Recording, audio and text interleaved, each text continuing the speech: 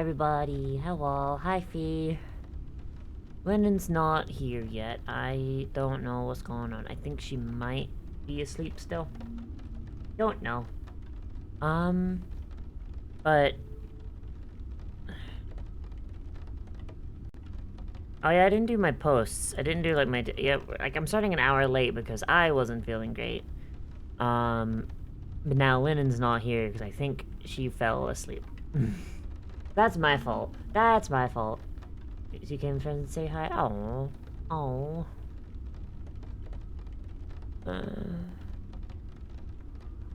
I hope you feel better soon. I should put some music on. I should put some music on. I'm gonna do that.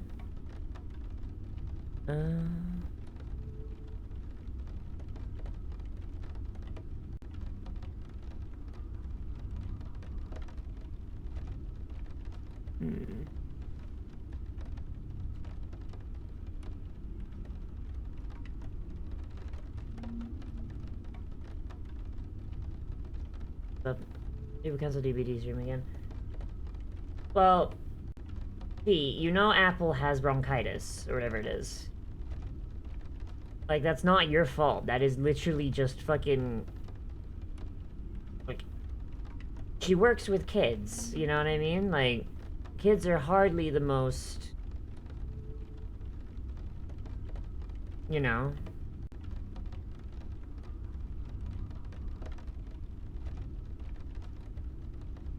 You're fine. I think part of it is you rely a lot on collabs, and when they don't fall, and then when they fall through, you're so upset. That's fair. That's fair. But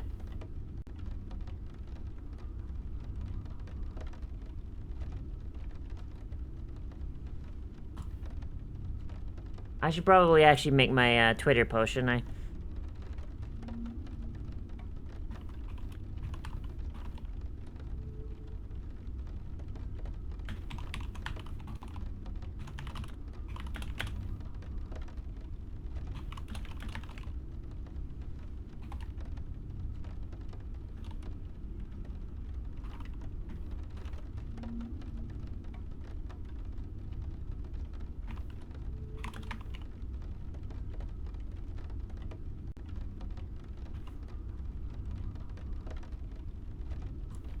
Alright, so that's Twitter. Now Blue Sky. I should have done this before I went live. I apologize. My Roomba's going around downstairs, and it keeps getting fucking stuck because people keep leaving their shoes out. When we have a shoe rack. And there's always something. Fucking... B. You know how many times I do a collab and it starts late? Or, like, I have to start it solo because human beings are,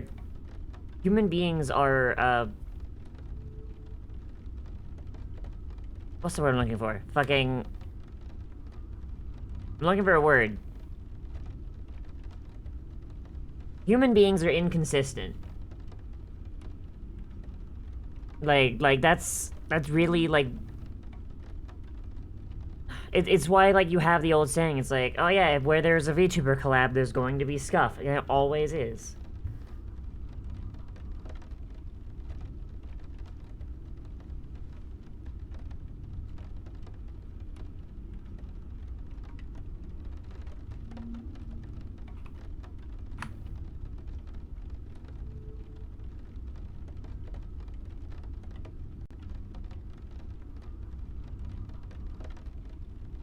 Alright.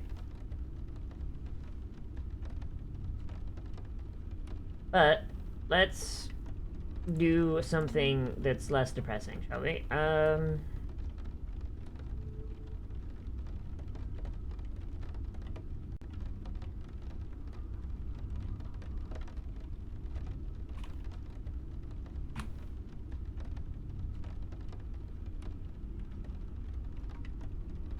Okay, so I'm just getting my shit open real quick. I should have had this ready, but like I am a sleepy bitch.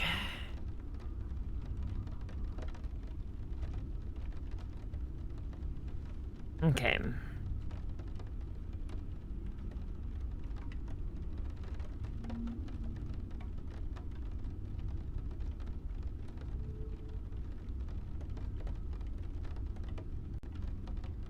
Wait, where is... Boop! A poopa!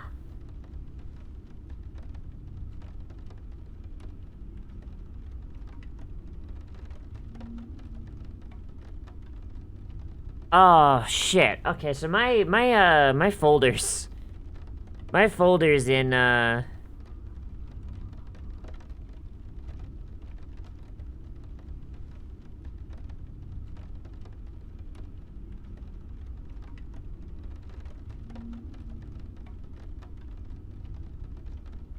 Alright, okay. My folders in fucking, Yeah, they won't fold. Yeah, like, I was missing, like...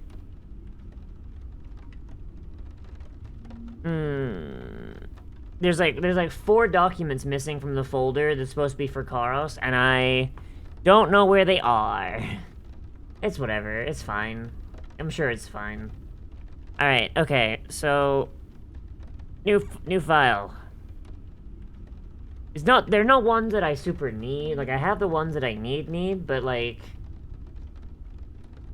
It's annoying, you know what I mean?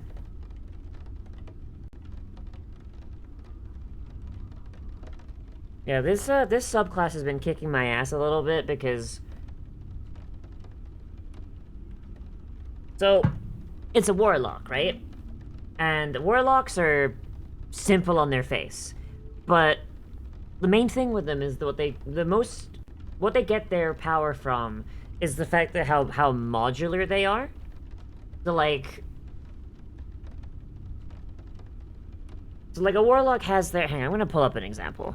I'm gonna pull up an example. Hang on a moment.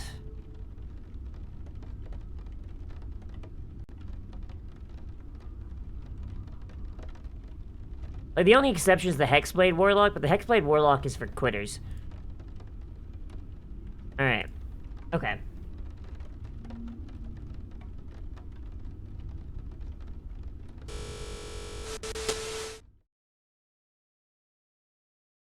Why am I at, like, a 45-degree angle? I think Warlock is the only class I've ever made into a character mode. It's because they're fucky. Warlocks are fucky. Not like it fucky in a bad way, but like fucky in the fact that they are, like, they're very modular, for one. And, like, the amount of stuff that can be going on with them is very... There's a lot, right? There's a lot. So, I'll explain it, like, in just a second. Hang on.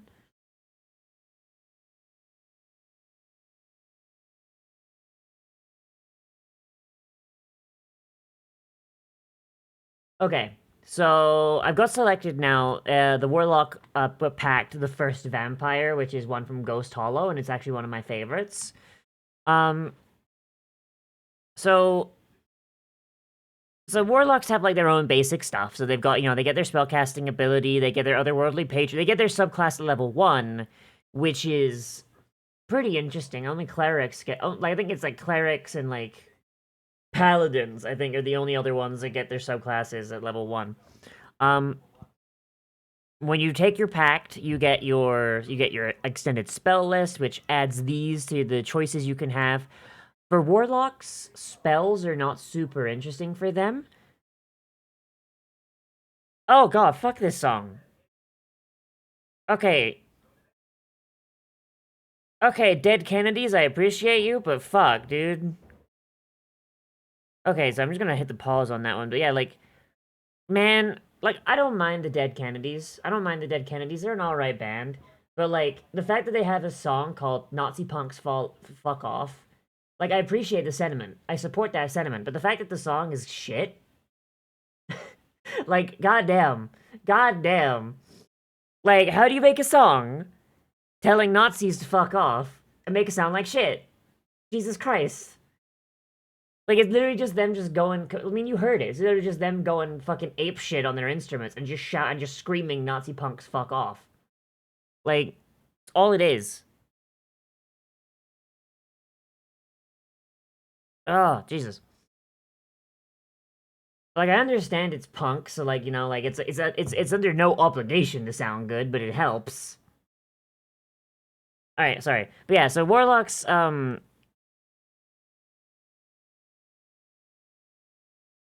hang on, I'm gonna get distracted. I keep listening to songs that, like, I really like shit. Um...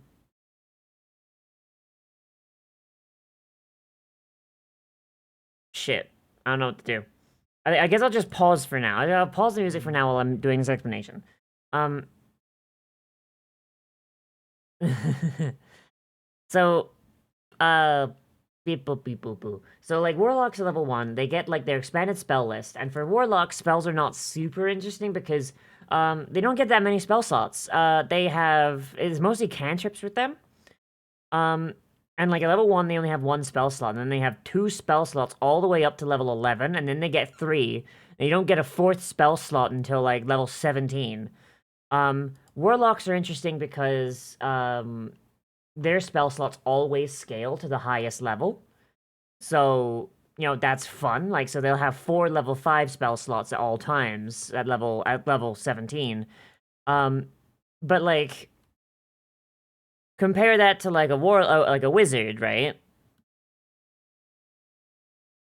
Like, so a wizard will go up to level 9 spells, but at level 14, just to like use that as a comparison stick, they have 2 level 5 spell slots, but they also have 3 level 4s, 3 level 3s, 3 level 2s, 4 level 1s, 1 level 6, 1 level 7. So they've just got infinitely more. And while they are more limited on the power of the spells they can cast, because like they're gonna be working their way through 4 level 1 spells and then whereas the Warlock just has like 4 5th level spells to just go.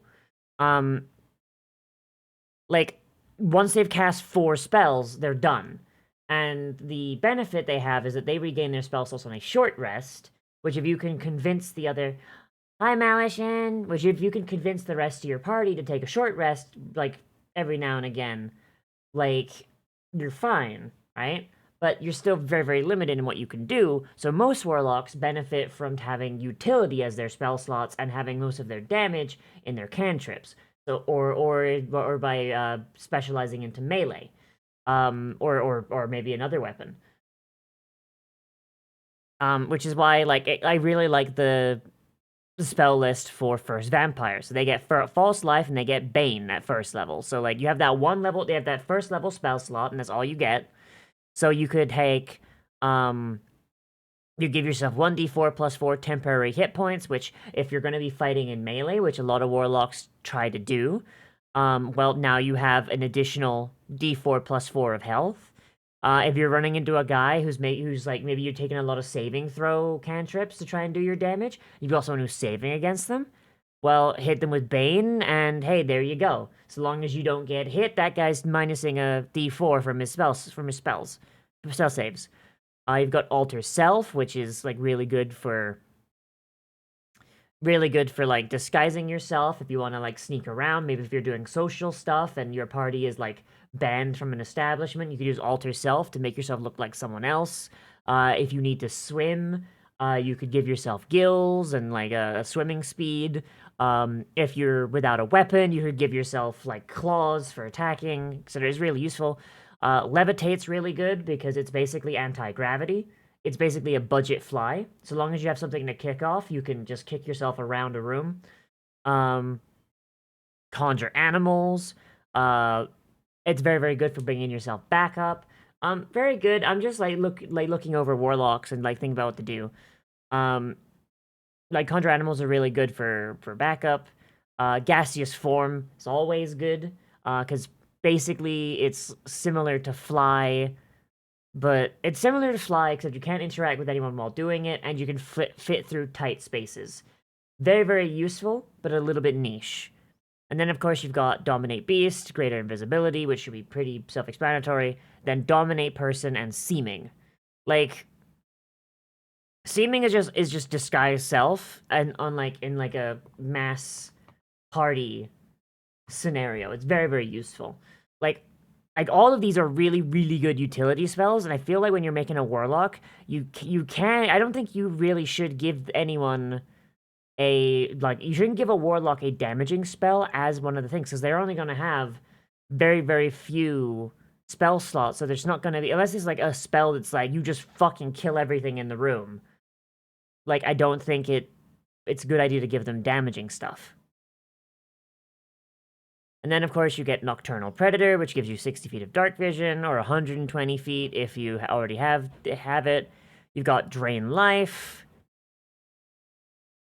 which allows you to heal yourself if there's someone in melee range. And then get your Invocations, which I'll bring up in a minute. You get your Pact. And then you get like something you can polymorph yourself.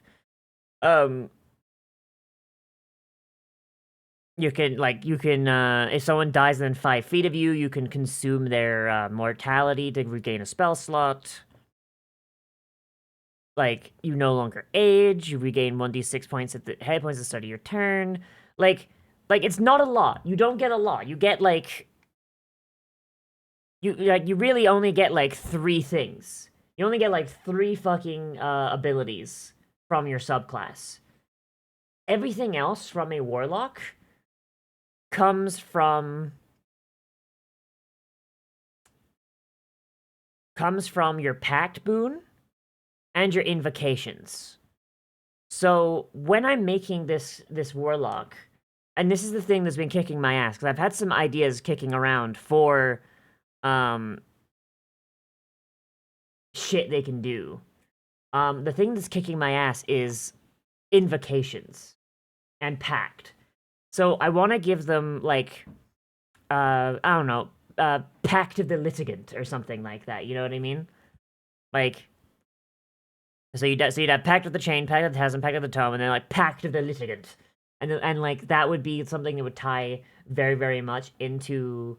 But like then again, maybe I don't want to do that. I don't know, because technically, because the whole point behind this subclass is that they are very litigious. They made a pact with the new moon, and the new moon goddess is very, very litigious. She is she controls everything through contract. And if someone were to use this subclass in a different setting, I want them to still have that. Like, maybe they had a pact with a devil, and it's based on very, very, very specific contract law. That's the class fantasy I want, where it's like you're someone who is bound by a contract, yes, but you have the ability to subcontract. And that's something that I really, really want to explore. But like, with a warlock, it's really difficult. I was hoping Linen would be here. I was hoping Linen would be here, but I think she's still asleep.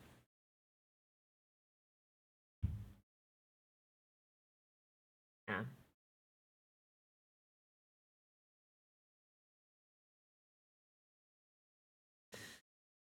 Ugh. Yeah, eepy baby. It's fine. It's fine. Linen, like, fucking streams at, like, fucking middle of the goddamn night.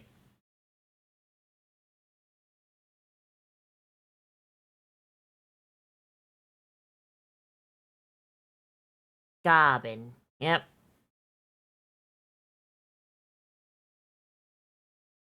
Linen is a nocturnal goblin. I should have, like... So, like, the main reason we delayed an hour is that I was eepy. So, like, I should have just pushed through on that one and just been like, Yep.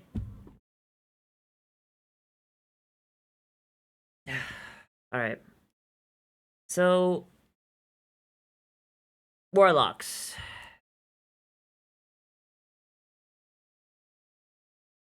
Warlock.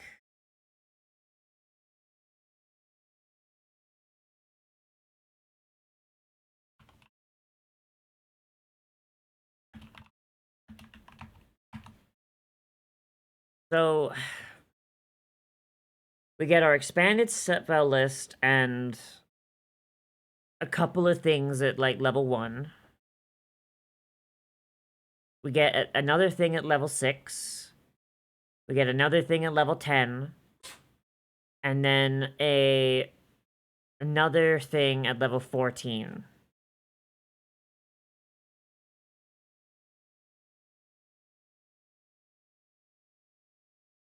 Yes. And I'm honestly looking for inspo here.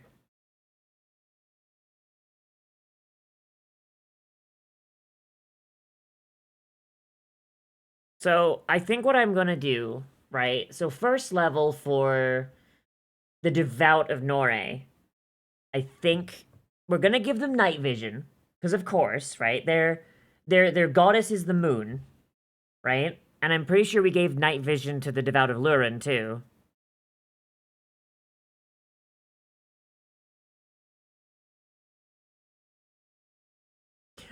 We did not. Oh shit.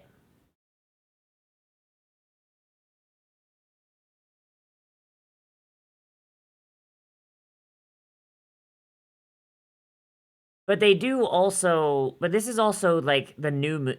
Like so, these guys are the full moon, and they have a lot of shit to give off light. So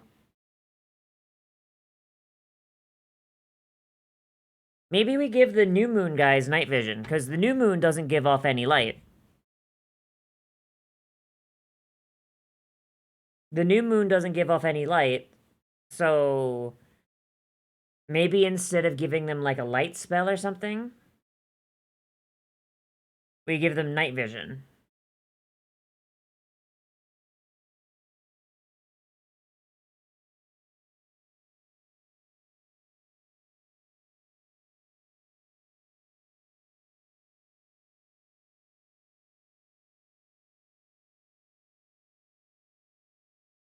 Hmm.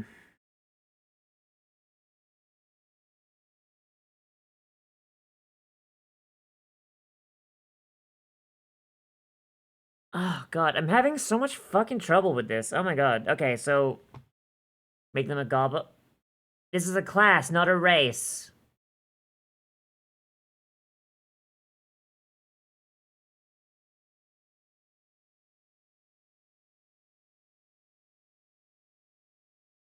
And like we're gonna have to make invocations as well, which is like the fucky part. Goblin class. Hi, Bobby.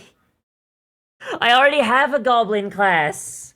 I already have a goblin class. Hang on a moment. Any suggestions? I don't know.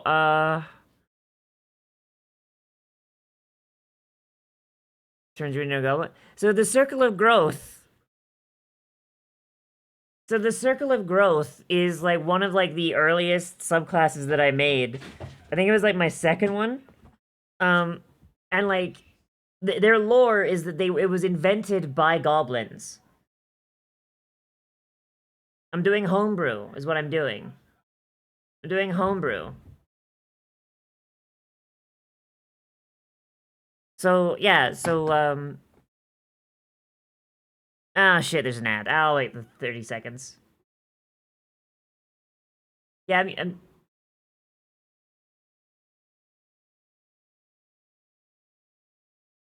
hang on, I'm gonna wait for the ad to finish.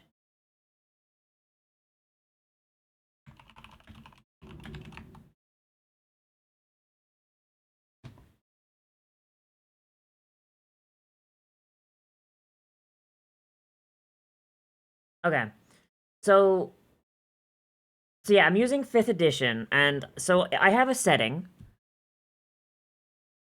I have a setting, and I wanted to make subclasses for the setting.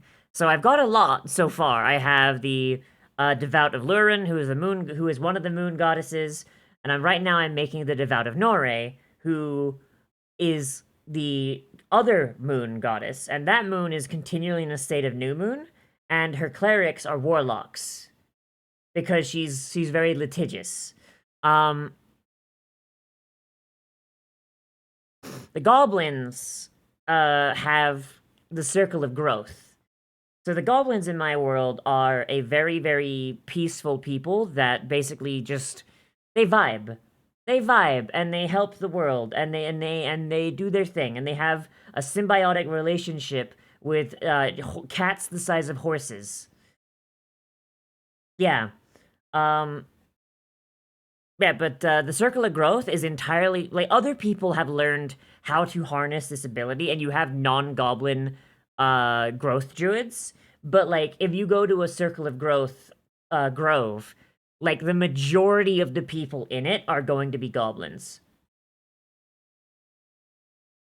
Yeah. So let's see. So like you have natural farmers. Druids of the Circle of Growth are gifted farmers, known amongst the goblins of Koros as green thumbs. These druids are masters of agriculture and protect the balance between domesticated and wild plants. They're often the centerpieces of farming communities. They seek to ensure that nobody goes hungry. Their magic causes plants to grow in otherwise fallow soil. They can return life to salted fields.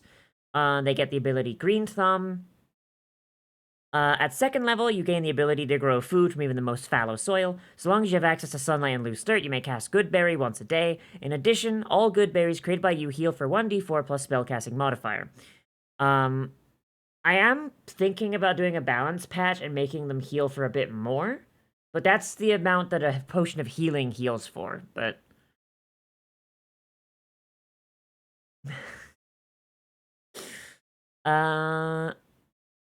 Good berries created by a circle of growth druid follow many of the same rules as normal good berries. They must be consumed within 24 hours. They function as 1 day of food rations. They can be used to bring someone back from death save, as long as they can be made to swallow. At second level, you gain the ability to use your wild shape to summon a scarecrow within 10 feet of you. Every creature of your choice within 30 feet of the scarecrow must make a wisdom save equal to a spellcasting DC. On a failure, any attack against a creature other than the scarecrow is at a disadvantage, as the scarecrow continually looms in the corner of their vision. Destroying the scarecrow ends the effect. Scarecrow has an AC of 12, HP of 10, plus spellcasting modifier. And then my favorite ability, Country Druids Make Do. 6th level, you spend enough time working with your hands to know how to make tool substitutions on the fly. You gain proficiency at...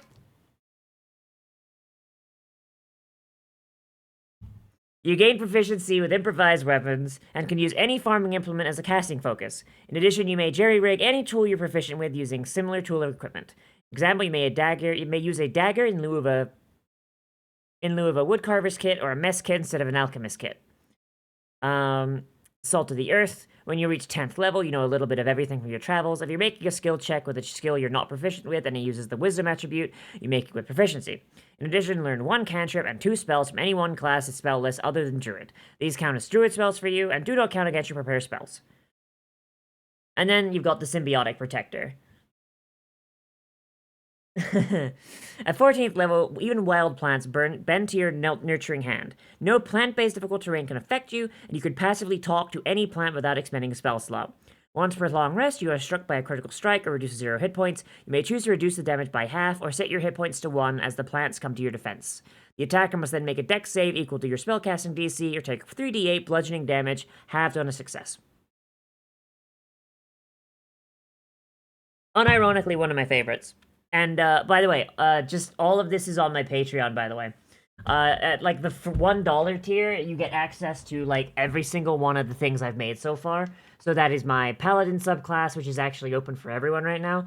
My Fighter subclass, my Druid subclass, my Cleric subclass. I'm releasing my Dwarf subrace, this month as well.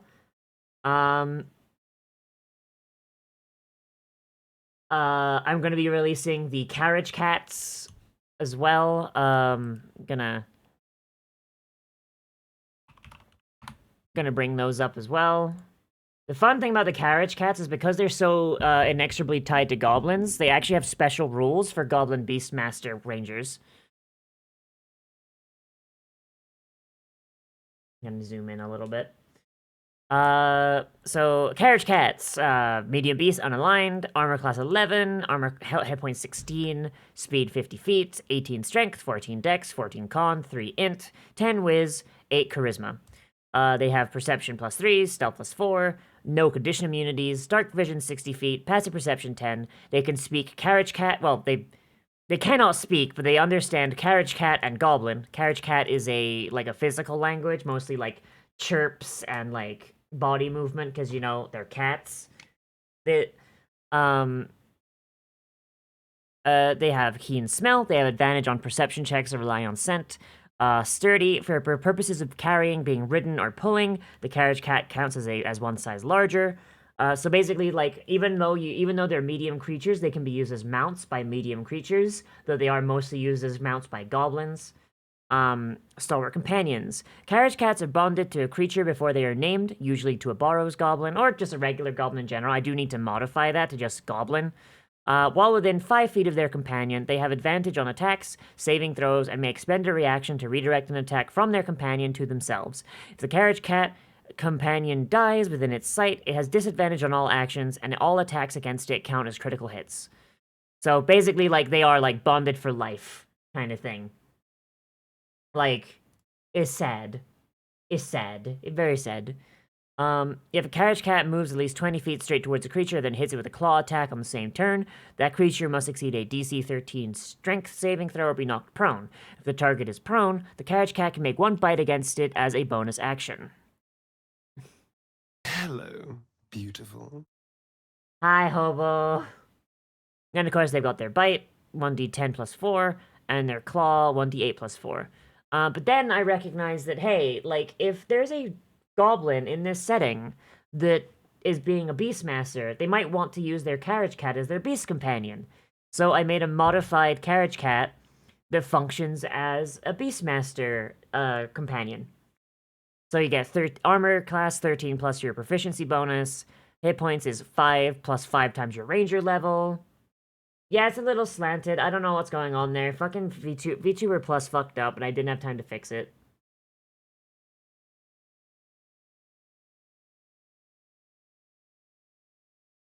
Uh, 14 strength, 14 dex, 15 con, 8 int. They're smarter, but they're not quite as strong because they're not like draft animals. They got 14 wiz and 11 charisma. Of course, dark vision 60, passive perception 12.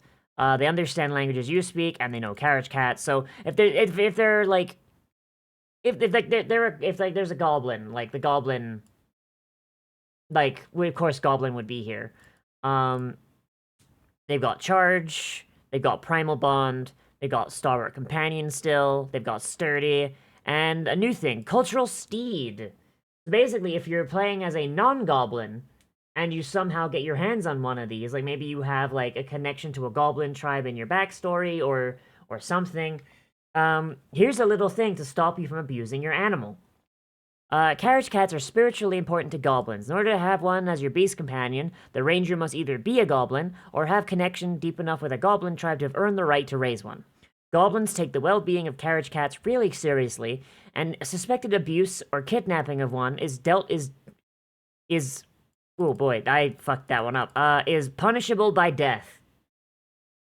Why is there not an exclamation point Patreon? What the fuck? Okay, I'm gonna have to fix that. But it is linked, down below, Bubby. Like, if you go down and you click the Patreon button, that's in my About, that should take you there. Yeah, so the carriage cat and the dwarves are 100%... Oh, it's fucking ads again. God fuck, I hate this ad shit. Okay, well, while that's going, I'm gonna fix this.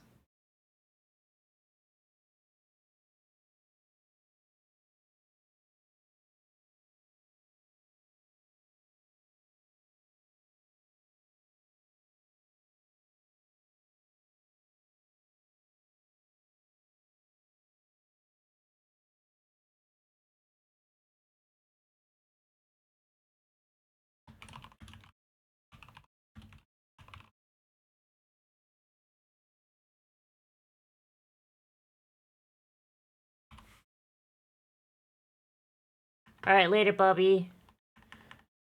But yeah,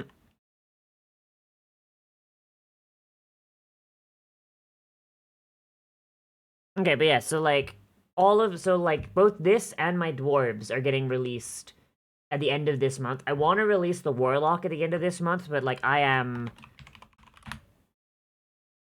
There we go. But like, I just literally have not... I've literally just been stuck with them. I don't know what the fuck I'm doing. Watching fruity Pinocchio memes is gradually making you want to create an ancestry of wood golems. Oh god. Oh fuck. Alright, so...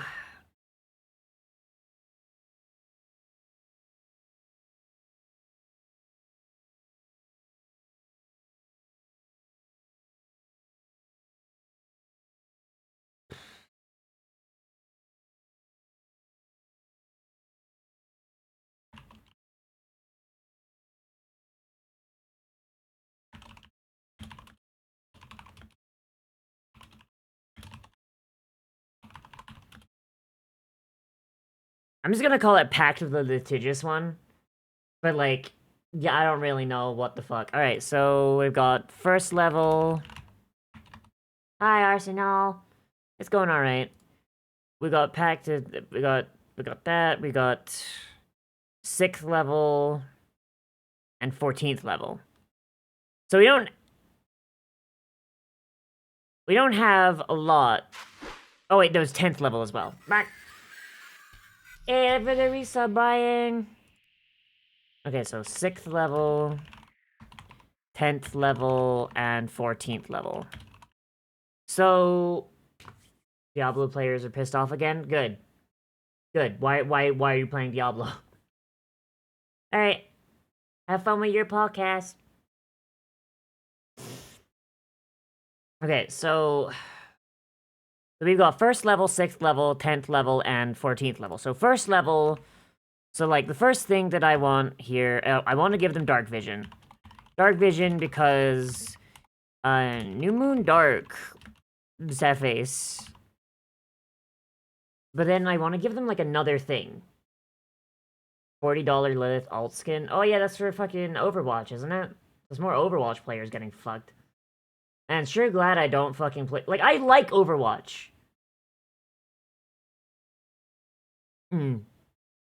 Like, I like Overwatch. I enjoy playing it, and I have friends who enjoy playing it, but, like, I cannot in good conscience play it. Like, you know? Like, I don't want to support that. And also, they just keep doing all this shit that just makes the game worse. I'm just like, I can enjoy playing it now, but, like, in, like, a week or so, oh, now it's garbage. Alright, but, like, I want to give them, like, another thing that's, like... Oh, God, like, why am I having such trouble with this? See, this is why I wanted Linen here.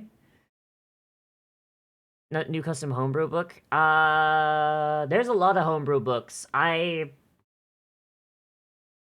backed too many. I've backed too many.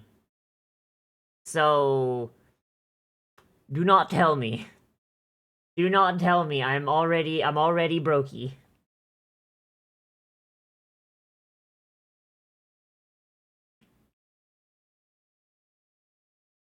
Okay, so maybe if I write their lore.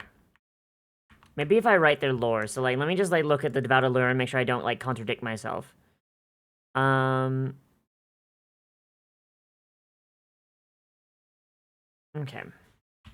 Nore is the goddess of... So I should write like another...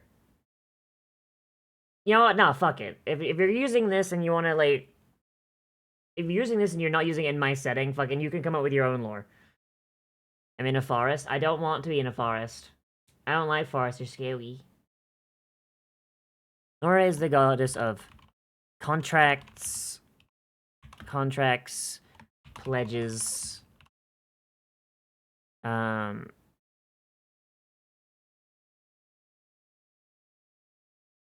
sisters, and...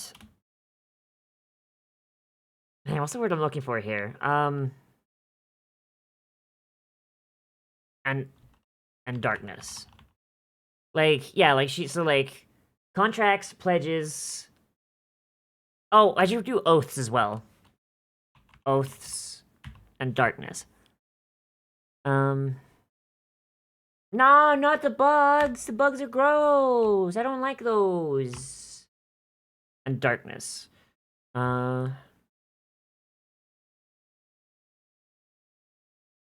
Okay. So I'm basically like just doing like the opposite of this. Cause like the worshippers. Darkness imprisoning me. All that I see. Yeah. Her worshippers follow in her distrust of mortals, and as such, do not follow the traditional bonds of clerichood, instead entering into a contract with her and becoming warlocks.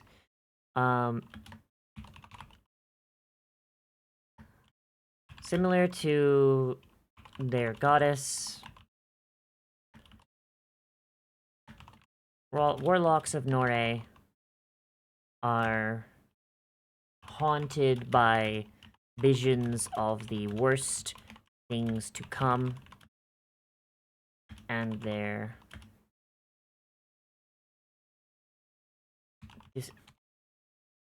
dealings with those and their dealings with others are often bound by divine contract. I think that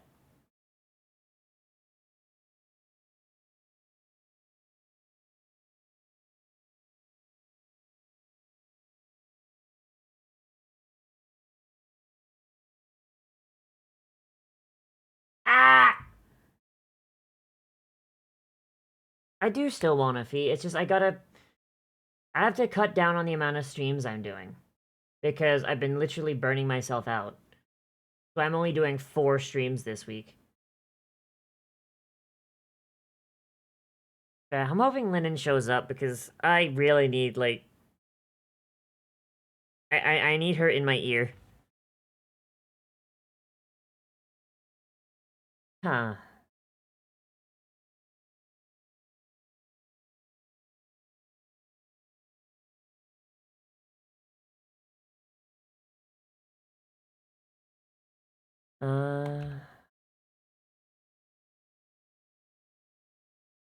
Come.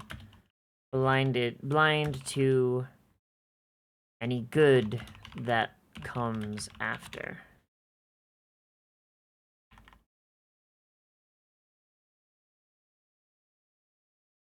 Before or after. Their dealings with others are often bound by divine contract. Okay, so that's like a good, like, lore start for us, right? So, like, we have... Hang on, maybe I can, like, turn myself a little bit, because I am, like, very much slanted here. Whoop! Shit, too far. Whoop.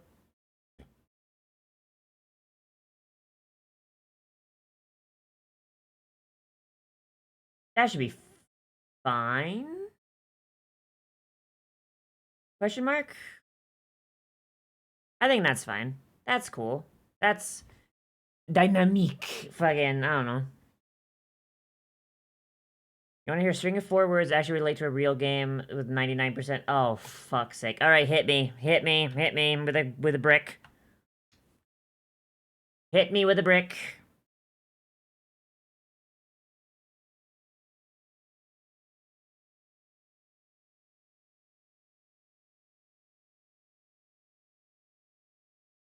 No. No. I know what you're talking about. No.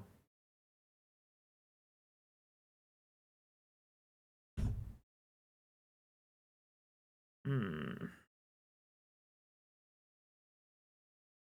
Like, anytime I get, like, a little ping on,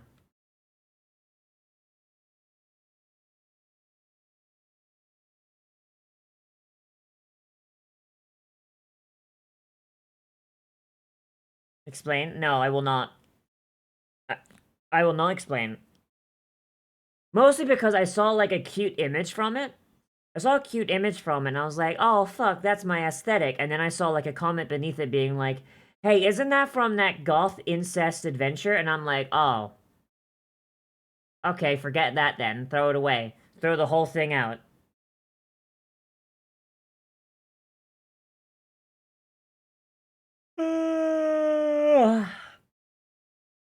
Don't ask, Malishin.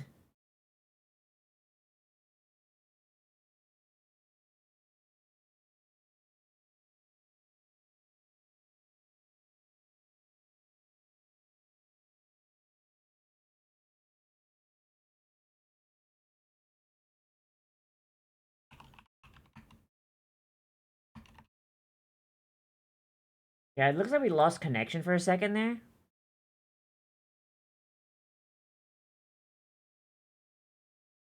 Alright, so... Nice. Nice one, Arsenal. Okay, so...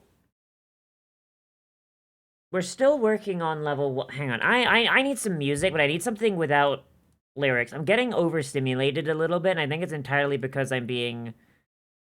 Like... Brain hurt. Can I get something without lyrics, please?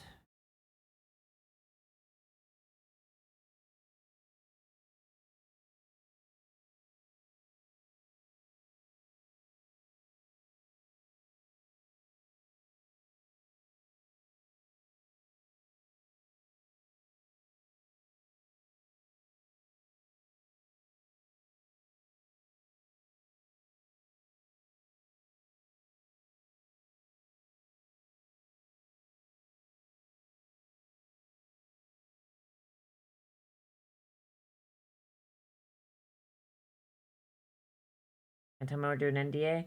Alright. Well, understandable. Okay, so... So these are like a heavily untrusting people, right? They don't trust anyone. They think that...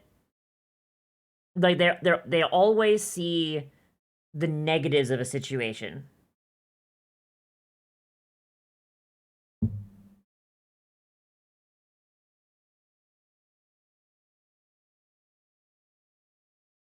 Oh, yo, this is a fucking Bob. Hang on.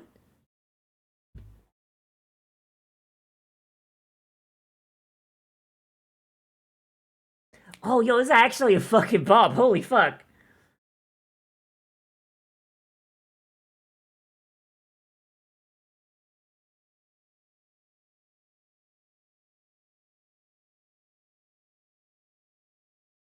Alright, sorry. Sorry, fuck.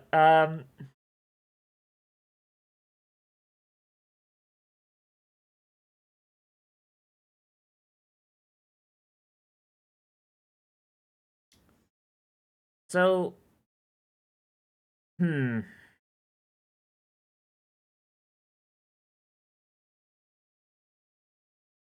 No, no, no. We're not talking about like lore here, Arsenal. We're talking about.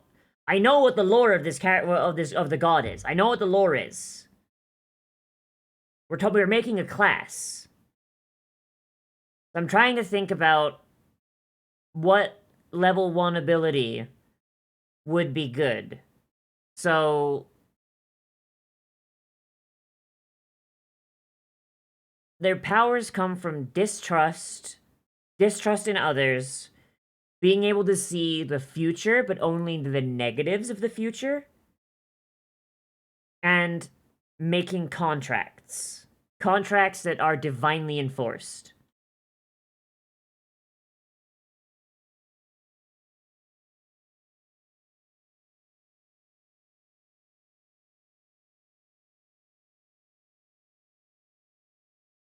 So they have 2 extra stuffs on level 1 aside from expanded spell list. So how about the ability to... This is a Warlock subclass. So how about the ability to either grant a creature dark vision or blacken out someone's eyes? So I was thinking maybe something like that too. The ability to blind someone. But... Hmm...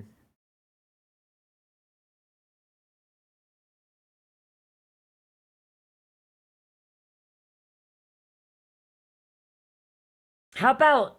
Ooh, okay. So, what cantrips do Warlocks get? Hang on. What cantrips do Warlocks get?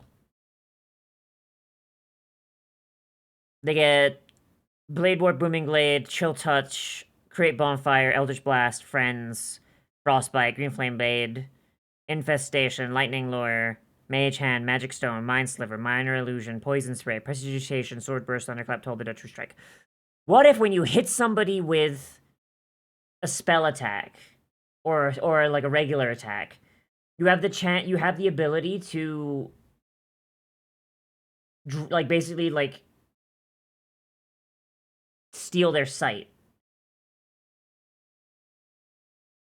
Like, and inflict them with blind for a turn. Like, they have to make a wisdom save.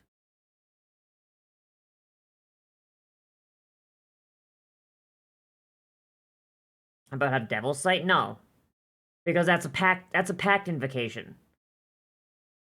Like, I'm not gonna give them an invocation for free. So, on weapon or spell attack, blind enemy for one turn, wisdom save. That sounds neat. That sounds kind of neat. I like that.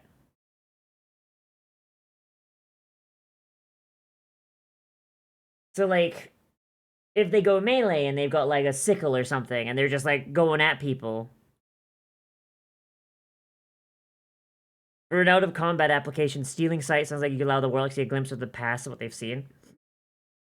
I think that'd be something that we give them later on. I think that's something we give them later on. Sounds a lot like Samurai? What is it right now? I don't actually know what band this is. It is Electra. Save to my library. So, I don't know what spells I want to give them yet. We'll see where we go with this. I'm gonna be honest, like, I don't think I'm finishing this by the end of the month. Oh, hey, Lennon's here. Lennon! Hello, Lennon. Oh no, the Lennon quiet.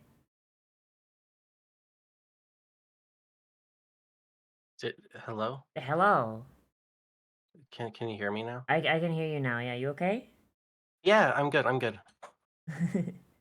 Making a homebrew. Yes, Arsenal, for the 6th time. We're making a homebrew. We're making a Warlock. Lennon, my brain hurt. Yeah. Cause it's like, so for the Warlock, I've decided that, like, because they get so few things, I'm gonna have to just make another pact boon. I'm just gonna have to homebrew a pact boon as well. I was thinking invocations. Yeah, but, like, I want Is them that the to same difference? Well, I mean, if I'm gonna have to make invocations, because I was thinking about having to do those as well. If I'm gonna have to make invocations, I might as well make a pact boon too, you know? So that's probably a pact boon and probably 2 invocations at least, right? Yeah, So you yeah, have yeah. choices? Yeah. Yeah. So, like, I'm thinking, like, so Pact of the Blade and Goblin. I'm a goblin. Goblin. Yes, I mean, you got Pact of the Blade for damage, Pact of the Chain for, familiars. Nobody fucking uses Pact of the Talisman. I don't know a single person that uses Pact of the Talisman, do you? I don't even know that I've heard of that. It was added in Tosh's, and it's a it's a it's a support thing, like with like healing spells and shit. It's really Oh, dumb. weird. Yeah, and then you got Pact of the Tome, which is like spellcaster, right? Is it just cleric as a warlock? Yeah, really. Yeah, like, but I like mean, bad. that's flavor. Yeah. Like what if you're warlocked to a positive deity instead of I mean, I cleric? guess Yeah. I'd have to make a talisman warlock. I'd have to make one to see like if it's any good. Um, It'd be one of those things that you'll fall in love with it once you're doing it. yeah, probably. Like any D&D character. Yeah, because like I really like you. I don't like Pact of the Blade, but I love Pact of the Tome, and everyone says Pact of the Tome is garbage. Um, sorry, but yeah, like I was thinking like fucking Pact of the Contract or something, and it'd be like a more of a controller thing. Because the whole point of this subclass is it's like it's all about making deals and contracts and seeing like the negative future, you know? Hmm. Because like what if like it was all Pact about of the like contract sounds redundant.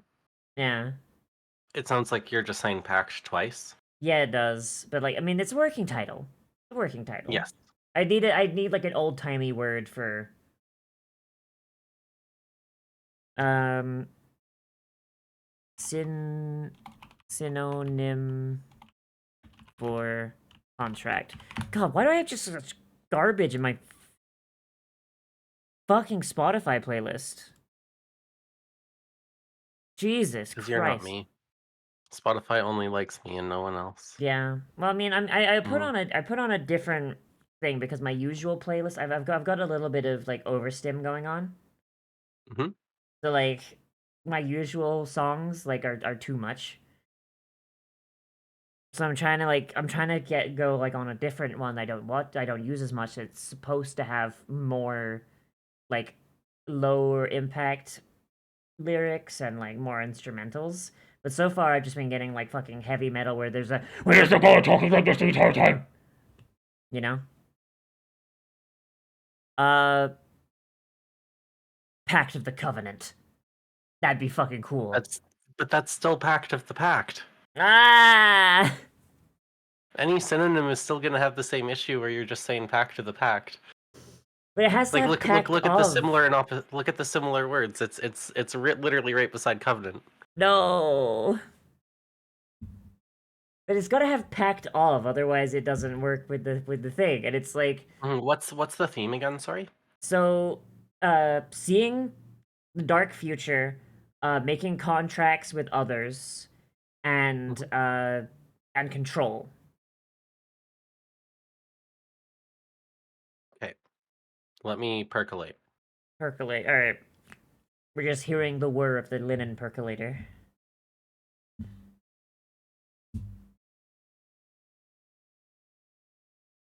Um,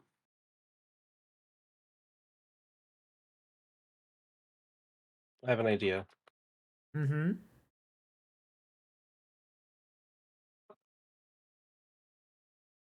I'm just looking up. Um, Pact of the contract of the subcontractor.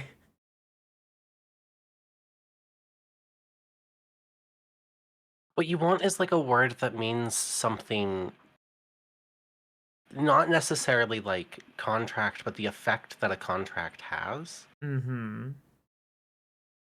So, like, if there's some word that means like upholding a contract or something like that. If I call it Pact of Fulfillment, then I think Jeff Bezos is gonna try and kill me. I don't know. That's not quite. Hmm. I, hmm. Maybe there's like an archaic word. That's what I'm thinking.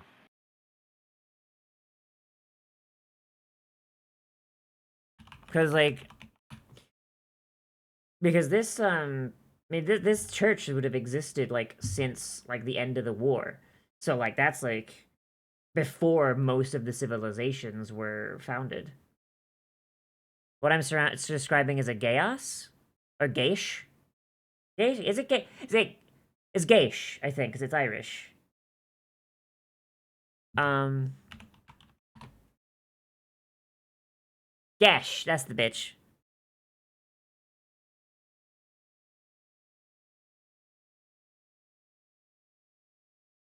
Pact of the Gesh.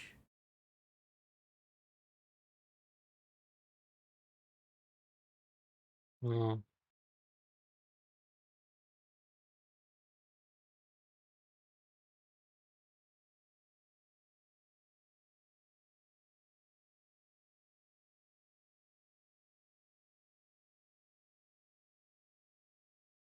Well, maybe knowing what the pact does would help.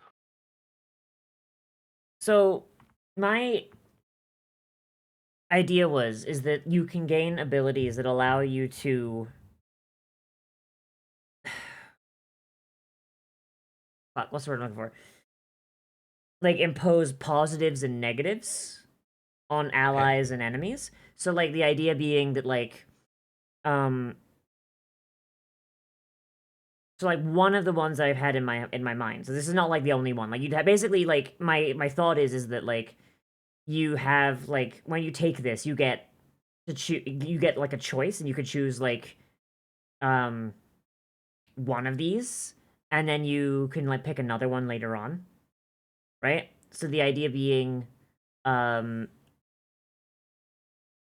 for an example, you can make a pact with a friendly creature and Mhm. you can and you can basically use your reaction to grant them advantage on an attack or something or save. Okay, so here's But here's here's one then. Here's one that mhm. might fit.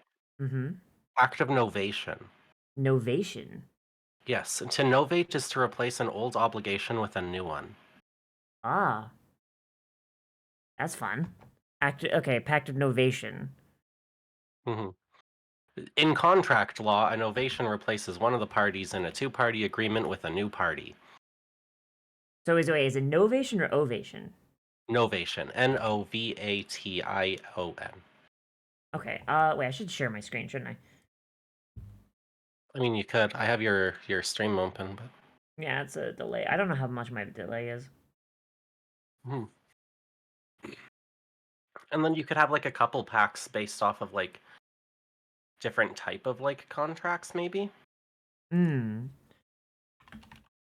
Yeah, like that's my thought. Like, One so could be one like, like sort of like how command work. Maybe it just literally gives you the ability to use command. I don't know. Packs are stupid like that. yeah, facts are silly, but like, but yeah, so like what, like, so like my, so I haven't like got like, there's only one that I've got. So it's just like, so you have like multiple contracts you can pick from, and Mhm. like, and these contracts you can give out to one person. And like, there's gonna be some that like, okay, you hash them out with a party member or an ally over a long rest, or um, or you can like use them as an action to basically enforce them on an enemy. And the one I had in mind was one was uh contract of blood price. And it was like the one I was talking about was like, all right, so you can use your reaction to give someone advantage, but if you get hit, like if you get hit, you can then use their reaction, the person who you're linked to instead deal the damage aimed at you at them. I mean, that almost works for the definition of this word Yeah. So because like, it replaces an obligation with a new one. It replaces and in contract law replaces the obligation of one person with a mhm. new person. Yeah. So that kind of works in what you're saying of Yeah. Like like do that you see would the connection? yeah, I see the connection. Okay. Like Okay. like that would be like one of the contracts. Basically like when you take this pact boon, Mhm. you get given by your Oh, patron. you want the okay. Sorry, I'm misunderstanding. You No, want the no, no. boon to have multiple. Multiple Yeah. choices, yeah. So Yeah. like when you take the boon, your patron gives you like authorization to issue like like a choice of contract, right? And you choose if you choose this one, then it's like you like with the paladin, you sit down over a long rest and you negotiate, and you're like, all right, sign this thing, and I can grant you advantage on any attack, but if you fail your duty in protecting me, or maybe it'd be like oath, like contract, like bodyguard contract or something like that. If you fail protecting me, any damage I take is instead transferred to you. I imagine a palette like once again, like early days, like I'm still working on it. Um, Mhm. I imagine most paladins would go for that because it's like, all right, so there's a squishy warlock in the back line. I've just made it my job to protect them, and then, all right, I make this attack. The warlock gives me advantage. I now have advantage on all of my smites. You know, like I imagine most paladins would be down for that. You know, Mhm. yeah. I don't know. Like is there like a magical element to the to like I don't like to the contract itself that you're making with your party member. Is there a magic element to that or is it Yes. just I'll use my magic to protect you if you do a thing? There is a magical, like, so the contracts are binding. The contracts are divinely enforced. Okay. So like when by That doesn't. I don't know. For me, that just doesn't sound like if it's something that your party members are forced to do. If you make the contract with them, that doesn't sound as in the spirit of like role play, and I don't know. It's that it feels less fun to me. hmm. But then Like it like feels like that would cause like player. Well, I guess you could role play it out, but like it feels like it would cause player conflict by the nature of it. I mean, but that's the Like whole I know thing. it's supposed to be a positive agreement, but Yeah. Like I like mean, I could. Hmm. at the same time though, I don't want the warlock to be like, all right, we've made this contract, and then partway through the paladin goes, thanks for the advantage, dipshit. And then and then the fucking warlock just gets smoked to death. You know? Yeah. Hold. Hmm. So like really this would be agreement between like remember like this is not the only contract that you get. Like you can pick different contracts, and I'm sure like the warlock would talk with their party and be like, hey guys, if I take like pact of bodyguard, would one of you wanna do that? You know, like maybe I could make a thing where it's like you can switch what contract you have on a long rest.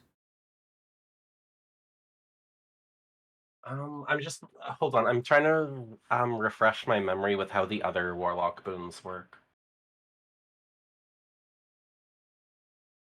Um, I mean, Pact of the Tome gives you 3 cantrips and a Hmm. ritual spell. Pact of the Talisman gives you the ability to cast guidance on people. Pact of the Chain gives you a familiar, and you can use your reaction to make the familiar make an attack, which is kind of useless. And then Pact of the Blade gives you the ability to have a weapon. Hmm. It sounds like what you're doing with your boon might be. It almost sounds more than. It almost sounds like you want a class and not just a class Hmm. subclass. You're thinking I should make this a class ability and have their pact be something else? For being able to like if they have multiple contracts and being able to switch them out and stuff, like I feel like that goes over what just a boon does. It's like, okay, so I should make this like a class feature. All right. I that or rework the idea a little bit. Yeah. I don't know. Like, I'm gonna be honest. Like, pact, like the pact boons, they kind of just suck. Like, they really Well, only but that's get the thing good. is like you like for the base boon, you'd probably be like you get a magical contract that does X thing. But I Yeah. don't think I think having it have multiple different things that you can switch between To just starts to get a little heavy. give them one thing. And, oh, maybe have like additional contracts be invocations. That's kind of what I'm thinking. Hmm. Um, because that's already a thing. Like that's how they do some of the other invocations. Like Like thirsting blade and okay, yeah, I see what you mean. mhm, mhm. So we'd need to come up with like a super basic contract for the base level boon and go from Well, for there. the invocation ones seem easy because invocations are as simple as this gives you the ability to use this spell in a flavorful way. Hmm.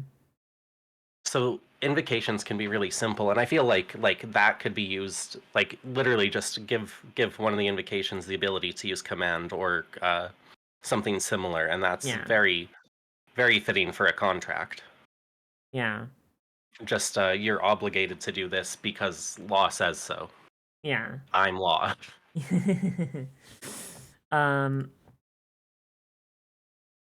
Oh, I forgot to add that she's the god of law. There we go. Um.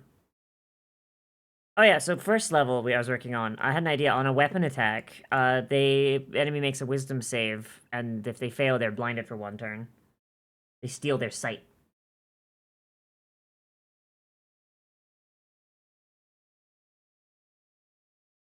You think that's a good first level? Because like Pact of the Vampire gets something similar in that it's just like basically a smite. And I know Pact of the Vampire is third party, but like I like Pact of the Vampire. Who makes that one? Ghostfire Gaming. It's one of the Grim Hollow ones. Oh, okay. Yeah, basically you make a pact with an ancient vampire, and he grants you portions of his power, so that you Like can be Nick his agent. Cage Yeah, like Nick Cage, in exactly. Renfield. Yes. Okay. Yeah, I haven't come up with like the expanded spell list, but I'm gonna be honest, that's intimidating, so I'm skipping that for now. That's fair. Yeah. Probably do the actual class features before I touch the invocations and such. Okay, so level 6 is like the next. God, Warlocks really do just rely entirely on their invocations, don't they? My god.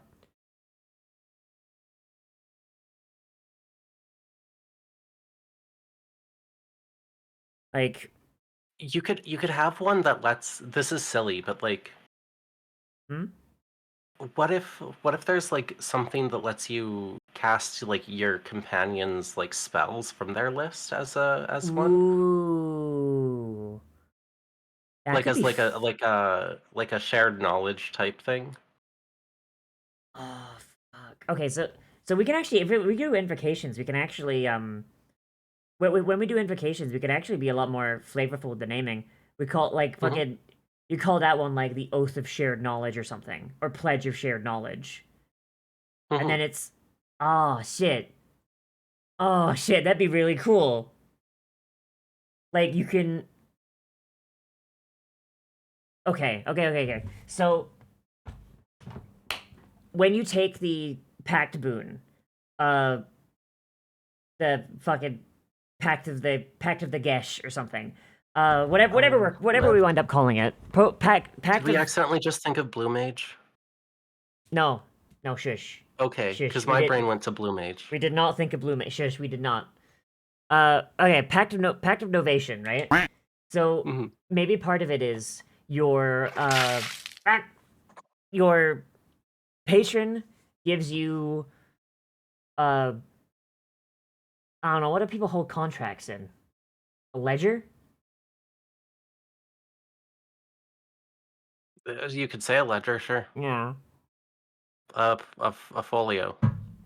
I don't know. Yeah. What's a lawyer carry I around? don't A know. Hang on. briefcase? What does a lawyer carry? What does a lawyer keep contracts in? I don't know.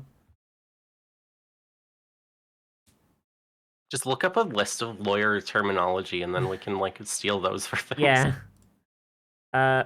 Fuck off, Google. Don't know my location. Die. Hi, Spitfire. How am I? I'm doing all right. We're working on some stuff. Lawyer terminology. Hang on, I should probably go for contract lawyer terminology. Yeah. Yeah. Contract lawyer terminology. Because it's basically a class of contract lawyers. That's kind of the vibe I was getting. Yeah. I love them a lot, but also my brain is tiny. Okay. What is a computer? There, that's what Okay. you need. Okay. And then maybe going through this will even give you ideas of like things you could name I'm gonna keep. after. Yeah, I think this is more just like this is stuff that like are because like I saw quid pro quo quid. It's literally legal terms, Liv. Yeah, it's legal terms. Yeah, so it's not like stuff that's like this is what you call your briefcase. Like no, but like I No, definitely. but some of that is useful if you're trying Yeah. to name Yeah, contracts. no, this is gonna be very useful. I'm gonna keep Like this open in just another right tab. here, this just says breach of contract. Hmm. And you could that just immediately gives me ideas that you could have as like a Like thing. like a class feature. All right, Yeah, as so. something like what if you like Mm-hmm.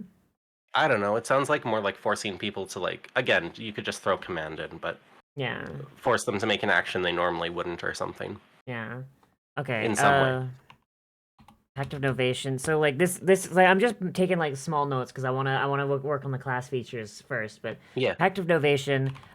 Your patron gives you a divine folio full of blank contracts. Blah blah blah. So like yeah. So it's basically it's a small folio that you could like carry in a briefcase if you wanted. I Yeah. guess. And I'm imagining that like each one of the invocations is a new contract that like inscribes itself on one of these blank contracts. So like you'd have like the Pact of Aegis that I mentioned. You'd have one that's like breach of contract. You know what I mean. We'll get back Yeah. to it, but like at least now we know what the pact looks like. It's like a folio that you could keep in like a briefcase. All right, so 6th level. What do they get at like 6? What do people get at 6th level?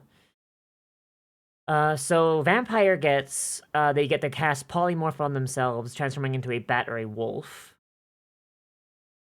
And they can use it equal to number to their charisma modifier. What does Goo get? Goo gets entropic ward. When you magically ward yourself against an attack and turn an enemy's failed strike into good luck for yourself, when a creature makes a roll against you.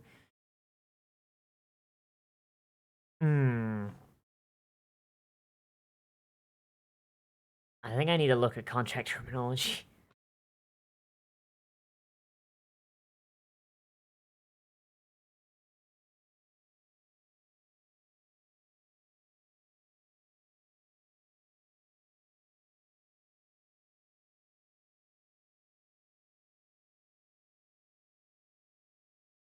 Okay, what if it's called assessment of damages? Sure. And you can once per turn, you can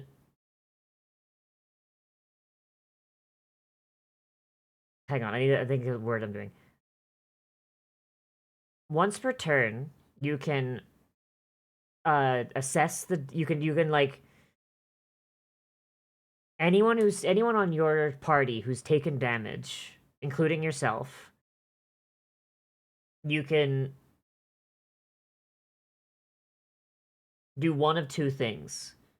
You can either heal them for half the damage, or you can mirror half the damage onto a creature of your choice within 30 feet of that person.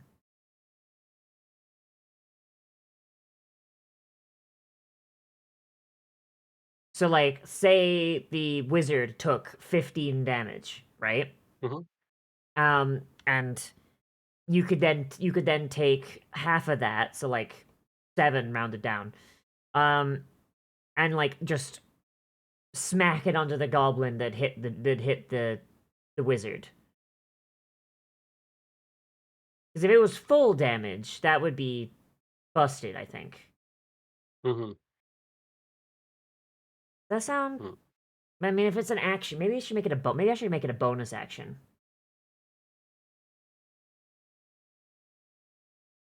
What about a reaction? A reaction? Yeah, make it like less. Like you'd have to have it less available, but Yeah. as a reaction, because then it actually. I don't know that it makes. I don't know how that feels mechanically, but Yeah. thematically that feels better. Yeah. So like,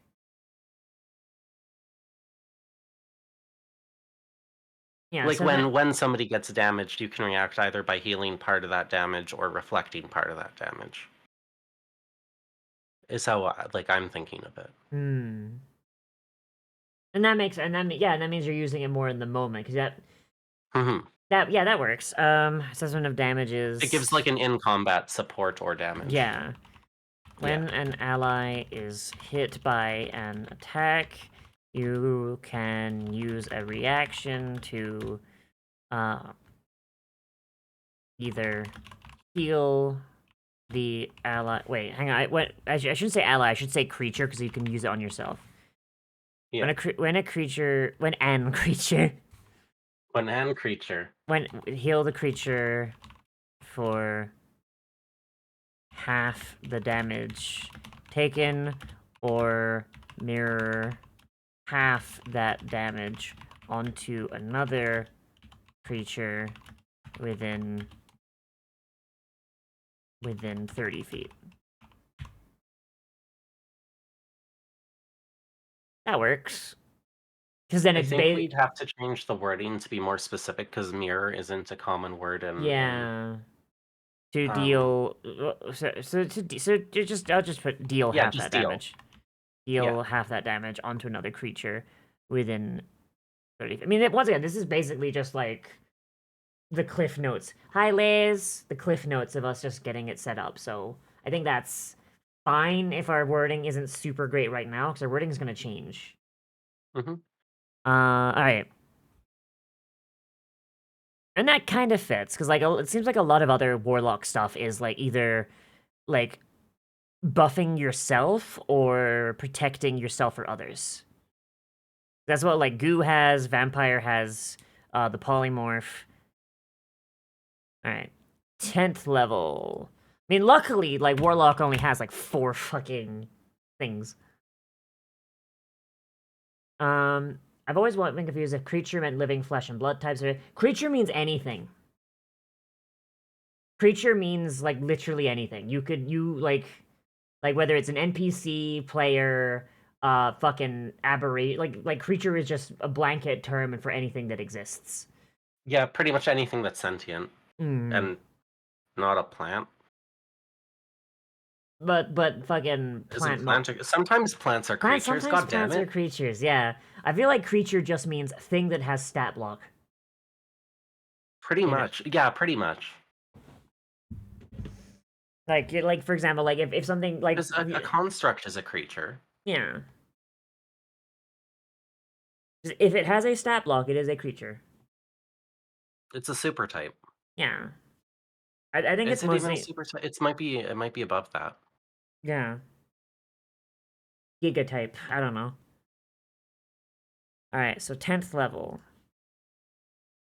So first vampire gets starting at 10th level. When you reduce a creature's 0 hit points with your life drain, you can use a reaction to consume the last of their fleeting mortality. When you do, you regain a spell slot. Once you use this, you can do this until you finish a long rest. And then Great Old One gets Thought Shield. At 10th level, your thoughts can't be read by telepathy or other means unless you allow it. You also have resistance to psychic damage. Whenever a creature deals psychic damage to you, the creature takes the same amount of damage you do. Well, that's 2 different fucking extents of fucking, like, utility. What the fuck? Ah. Mm.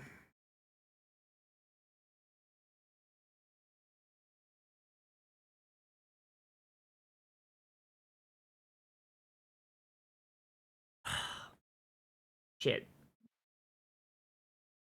So the whole thing is control and support.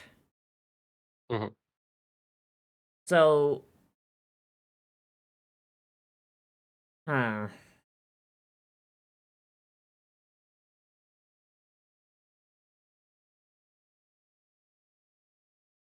And what was that one?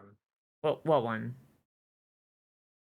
Just hold on. I'm just reading what you have on the screen for a second.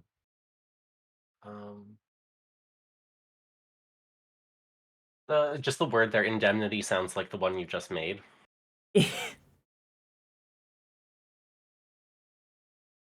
Fuck, it does. All right, hang on. I'm changing it because that's actually a better one. Indemnity. There we go. All right, so 10th level. Hmm.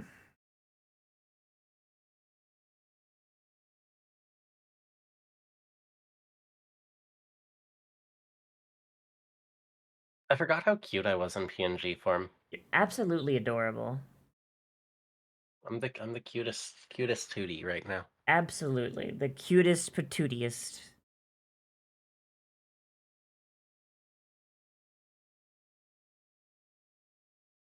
So, We haven't really... We've touched a lot about on the legal aspect, but we haven't touched upon the fact that they can see the future. Yeah. I don't know how to thematically tie that in. Yeah.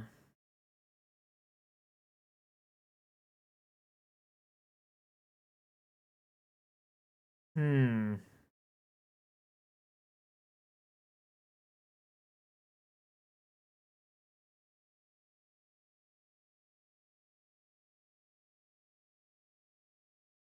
Liv, would you mind if I go grab a food really quick? No, I don't mind. I don't mind at all. I'm just Okay, I'm just thinking. Yeah, I'm gonna disappear for 2 seconds. Yep. Hmm. Chat, what if... I have an idea. Pro tempore. You see the... You see the death of a... of a creature in your mind's eye.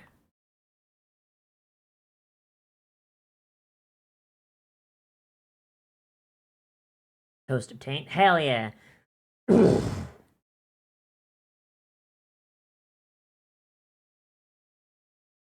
It's chilly today? Yeah, it is. It's fucking... It's fucking 50. It's 50 degrees today, and it's only gonna get colder. Okay, so now I gotta figure out, like... So I like the idea of the abilities of this subclass being... like... something that you could use on allies or enemies.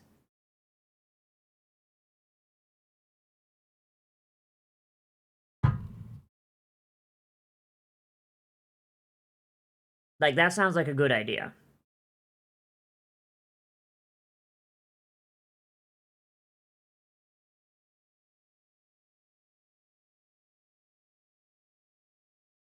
So, like...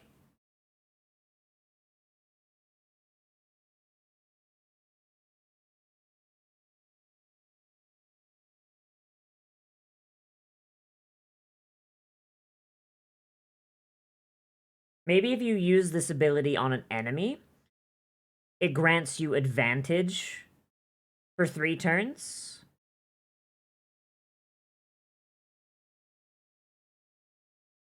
And then if they die during that 3 turns, you get a spell slot back.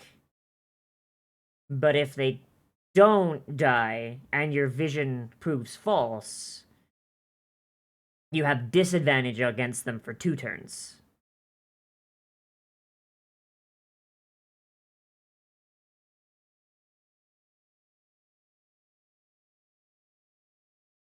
I'm...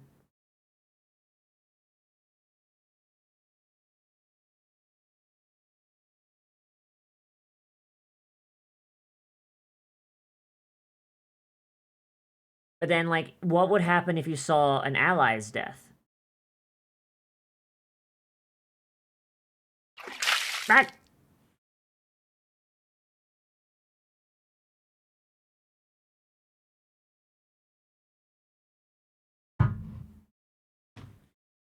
Um...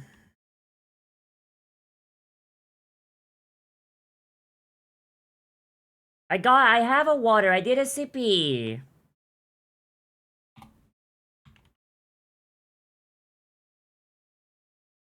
As a bonus action, you see the death of a creature in the mind's eye. If the creature... How dare you? How dare you boopa me? Hi, May! The creature is an enemy. You have advantage against them for 3 turns. If the creature dies within 3 turns, you regain a spell slot.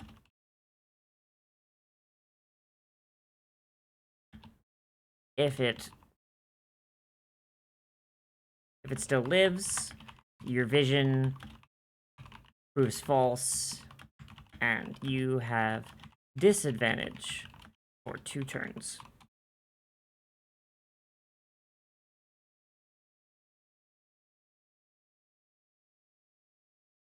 you'd be depressed or forewarn them that it will come, like preemptive guidance.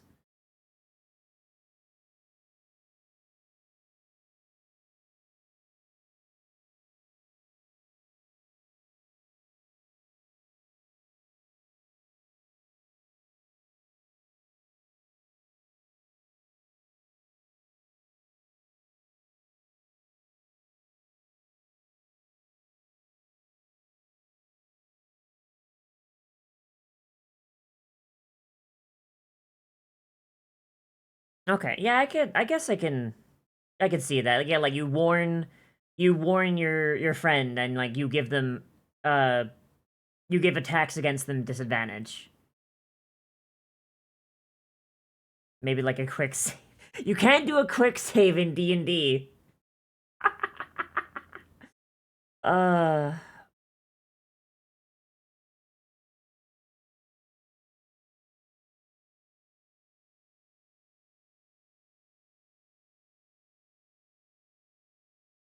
hmm.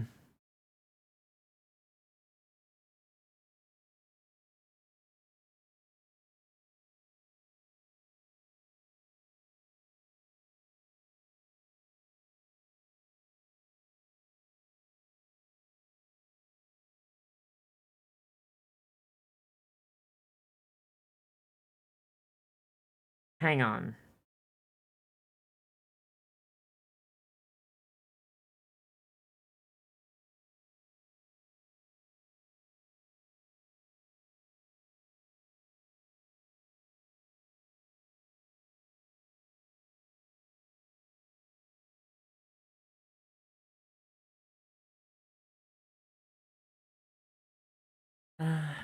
If the creature is an ally, the next time they would be reduced to 0 hit points,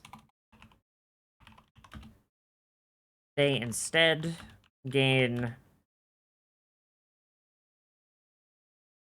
5 temporary hit points. Hit points as you twist fate to preserve them. So the fun thing about temporary hit points is that they can keep you up, but the moment they're gone, you're back down again. So I think maybe that'd be a good idea. And then you could have a cleric heal them. You know, and they get like a proper heal. So the whole idea behind this is I want them to be simpatico, the devout of Lurin. Because while like the followers of Lurin and Nore don't like each other very much, their gods are sisters and they love each other. So like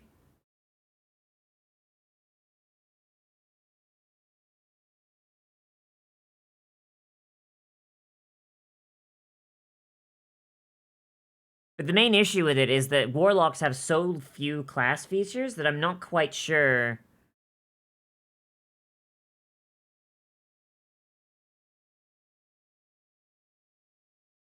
Yeah. Okay. So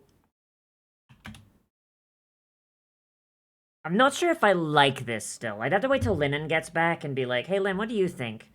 But like I think that works for now. I'm gonna be honest, I don't think I'm finishing this for the end of the month.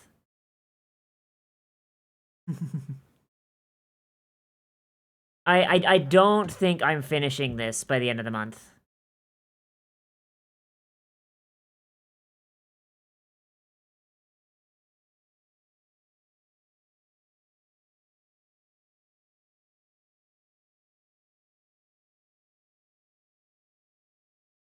I've acquired everything bagels. Hell yeah, everything bagel! Alright, so I had an idea. So the ability I had in mind was pro tempore, which, is for the time being.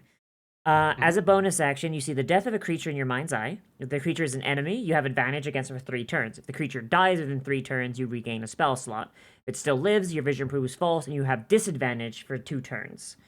If the creature is an ally, the next time they would be reduced to 0 hit points. They instead gain 5 temporary hit points as you twist fate to preserve them. Does that sound good, do you think? Mm-hmm. Mm-hmm. Yeah. Ah. Got your fucking bagel. Mm-hmm. Oh shit. Alright, we got one of them fucking Trans rights. hell yeah. Alright. So the quick save. When you spend the resource, the ally describes the action of their choice, you describe the immediate outcome. You can veto the outcome, so your ally can do something else. In either case, the resource is spent. I feel like that video games it too much. I literally don't want to have the words quick save in Dungeons and Dragons. Uh, like, I feel like if I had something that was literally just like, hey, tell me what you're gonna do and I'll tell you if you fucking die or not. Because the thing with Dungeons and Dragons is because everything is based on a dice roll, and the DM is not omniscient, there's no way to tell whether or not, like, you know, you'd be able to solve it with a dice roll. And in addition, like, the Devout of Norre, they only see negative outcomes. It's the Devout of Lurin, they're the ones that see the positive outcomes. So you'd only ever get the negative outcome. If you like, you'd need to ask both the cleric and the warlock at the same time, and just kind of bridge the difference between what their visions say. Which is why, like literally, if the 2 churches could just get over themselves and fucking like talk, they would actually be unstoppable.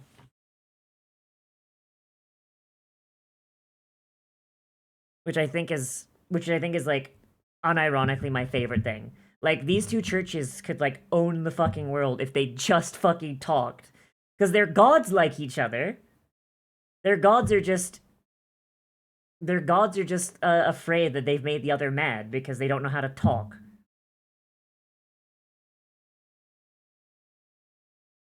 How's your bagel? Good. Yeah. Good. Good, Sorry. good. Oh, you're fine. Let's see. So 14th level. First vampire gets Eternal Night. Vampire patron gives you taste of true immortality. You no longer age. You gain resistant necrotic damage. Once per long rest, you gain a bonus action. You gain 1d6 hit points at the start of your turn. You have 1 hit point Iron and Sunlight or Running Water. You take radiant damage from Holy Water or regular damage. Trait doesn't function until the end of your next turn. When using your Drain Life feature, use it as if you were using a first level spell slot. Okay. And then Great Old One gets Create Thrall. You can use your action to touch incapacitated humanoid. They're charmed until they remove curses. So basically just a permanent fucking charm. Jesus Christ.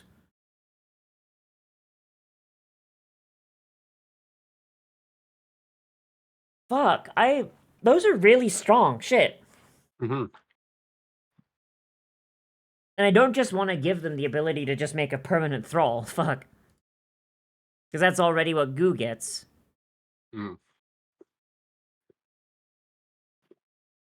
Hmm.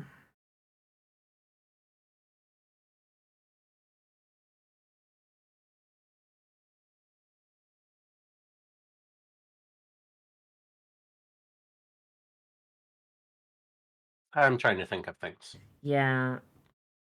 Yeah, like, I'm gonna be honest, like, it's hard.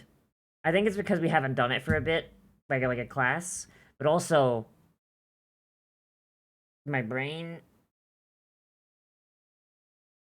Like, I've got all these ideas, but like, not for this. Uh. Hmm.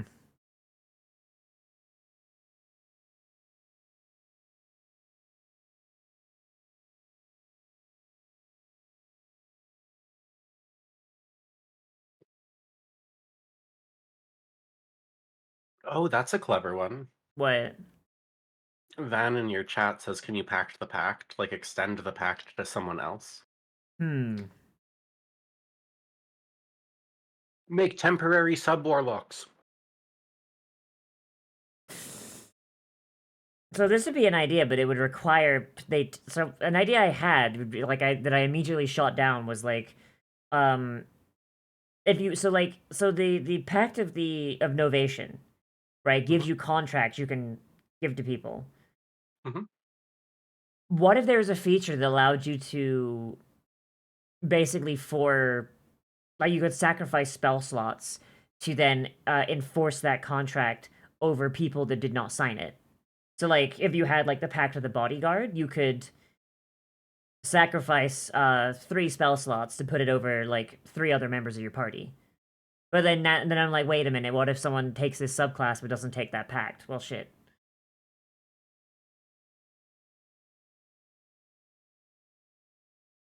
What does the cleric of the opposite god get around this time? So at 17th level, they get Moon Presence.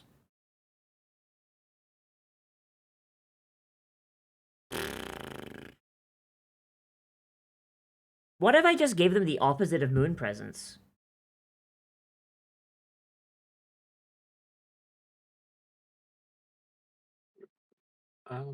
Like, can you see Moon Presence, or is it too... Yeah, just the inverse of that, where it's a bunch of low rolls. Yeah, you get like a bunch of low portents, and if a cleric of Lurin is nearby, you grant copies of your negative portents to them, so that they can spread them around. Basically, make it a really strong ability on of its own, but like if you have the cleric in your party, now it's doubly strong. Yeah. I mean, it looks like the idea is to have those two. Pardon. Yeah, like have them them Looks like together. to have them synergize either way. Yeah. Hmm. I'm gonna just like copy it and then I'll just rework it. Because I'm lazy. Now, and I'll just call it Moon Presence as well, because then that's fun. 14th level, you learn to communicate with your goddess deeper level than ever before. You gain 5 portents of bad things to come. Equivalent to Seeing as you can't give yourself crits with this, since it's level 14 instead of 17 like the other one, I think it rounds out, because this can make you crit things and automatically succeed things, whereas the other one can't. Or sorry, I said that in the opposite way. Yeah. 17th level can make you pass something. Yeah. But this one can only make like things fail. But I think that evens out with the level difference. Yeah. So if your DM is using fumbles, then like you can force a fumble as well, but like nobody uses fumbles.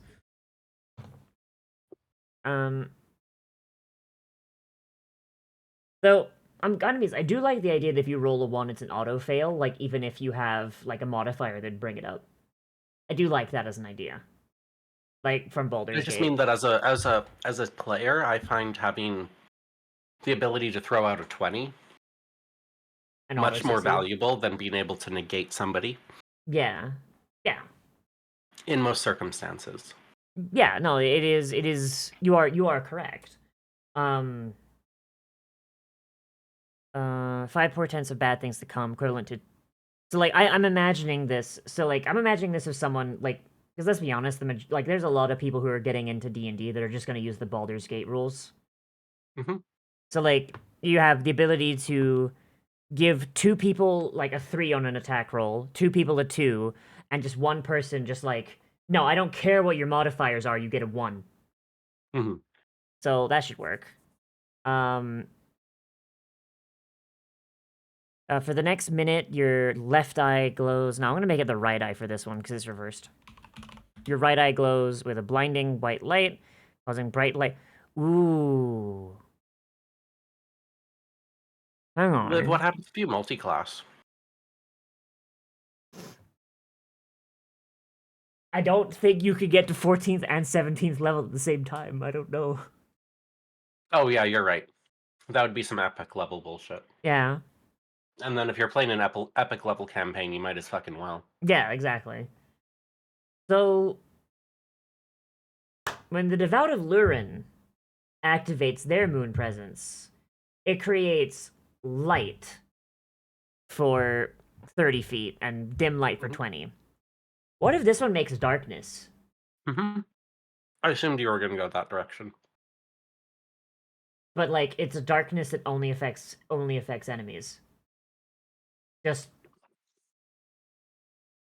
because then like the Devout of Lurin using her ability would, because like then that because doesn't darkness dispel light or vice versa?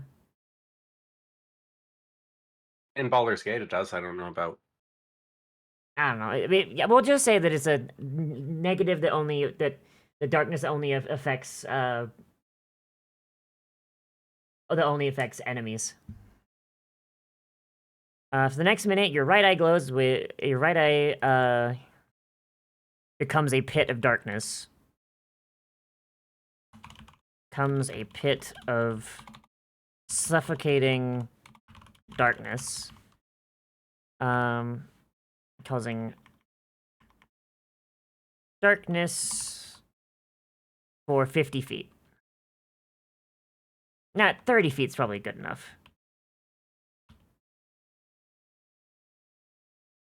I need to... creating a cloud of darkness.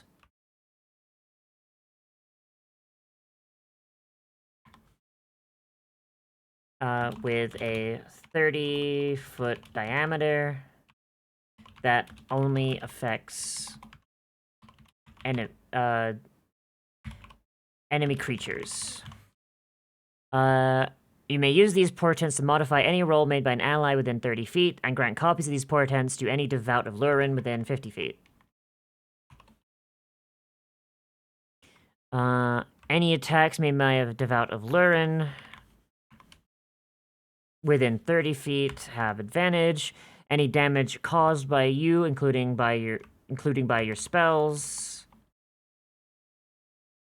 deals an additional. So I'm gonna reverse the damage types. Necrotic damage with an additional 4d8. Radiant damage if a Devout of Norre has attacked the same target within the last turn. There we go. Easy. That last one was easy, at least. Your last mention of Norei should be learned, shouldn't it? Oh, right. Yep. I hope you guys actually run into, like, I'm gonna be honest, that is one thing's a little disappointed about our campaign is nobody's using the subclasses designed for the world. So like I have like all of this like shit I could sprinkle in, like if we had like a cleric of Lurin or something, or a cleric of Norre, and it's just like I can't. So like when they actually show up, I'm gonna have to like be like, hey, here's an example character. You're getting live as a hyper wide monitor setup. I know. I have a new overlay being made by Globy, that is regular sized, but has an ultra wide window for my monitor, so I'm not like squishing everything. But he's been busy and he's got a lot of stuff to work on, so I don't actually know how that's going. Later, Malison. So I am very sorry, guys. I know my monitor's really wide. Hi, guys. Okay, so hey, that's the subclass shit done. All right, now we gotta do the actual class, which is the invocation. Fuck.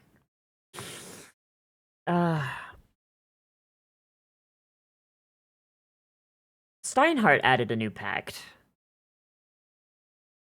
How does Steinhardt do it? I mostly want to avoid using like the stuff that Wizards put out, because Wizards is inconsistent. Like Pact of the Talisman is like just what the fuck, dude. Yeah, so Sayonara added Pact of the Gun. Really cool. Oh, and okay, so they just have the Pact boon where it gives you a hex gun. And then you've got a sniper form and a revolver form, and then they add invocations that affect it. How many invocations are these? 1, 2, 3, 4, 5, 6, 7, 8, 9, God 10. Fuck. And they've all got level requirements too? Oh, shit.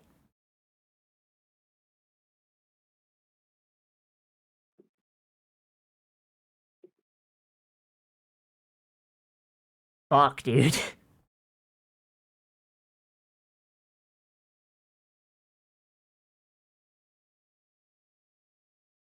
Okay, some of these are taken from other classes. So Riposte is taken from the Jaeger class that's in this book. This is just like a class feature that the Jaeger has. So, okay, so like some of these are just like, hey, here's like another class's thing that we've just made.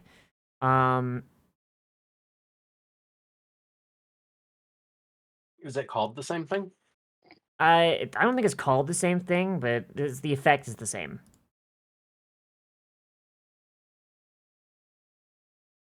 Yeah.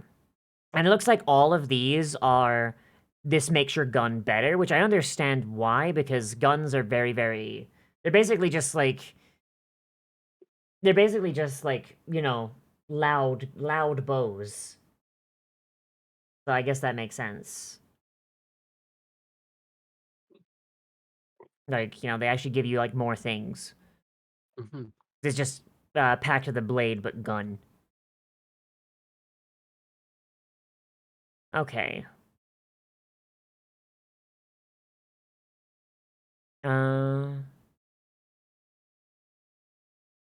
Okay, so patron gives you a divine folio full of blank contracts. This folio acts as a spellcasting focus.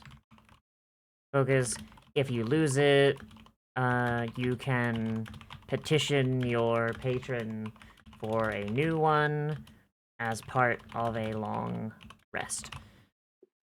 Like, might as well just put that in, because that seems to be pretty boilerplate. Mm-hmm.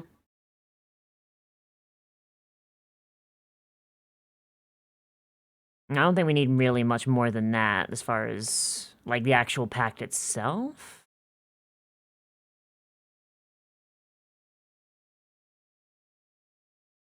Oh, wait, no, we need to have it give them something.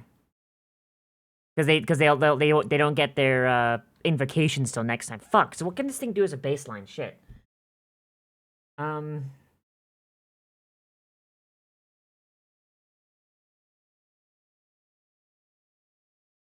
need to start, like, actually eating before we stream. This is true. Yeah. Food helps your brain run better. Yeah. Okay, so what would be something that fits like the fantasy of being a contract lawyer and isn't too powerful to get at level 2. So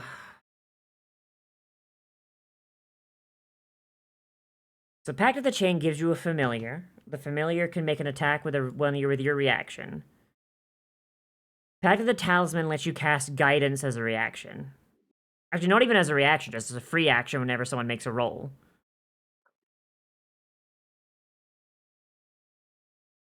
Pact of the Tome gives you 3 cantrips. Mm-hmm. And Pact of the Blade gives you weapon proficiency. So it is pretty minor. Yeah, very, very minor things. What does Pact of the Gun give you?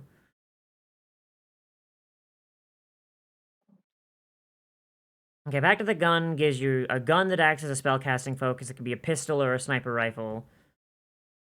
And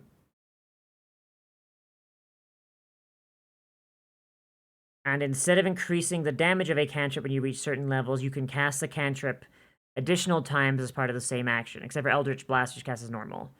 So basically, it lets you fan the hammer on like Ray of Frost and shit.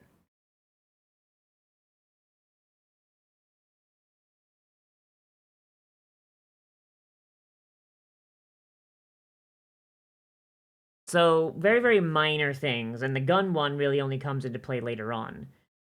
So...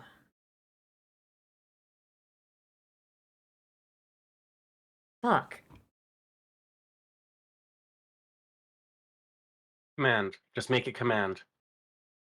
Because they get to cast... They could... But the Warlocks get command? It's a fucking pact boon. If they do, then if they don't, then that's fine. The cantrip, the tome can come from any class. No. I'm asking as in, like, because if they already get it, they would take it, but... Oh no, they don't get command. What the fuck? Warlocks don't get command? Holy shit. I thought they did. Cool. That was gonna be... Holy shit, okay. You gain access to... You can cast command. And it doesn't count against your known spells.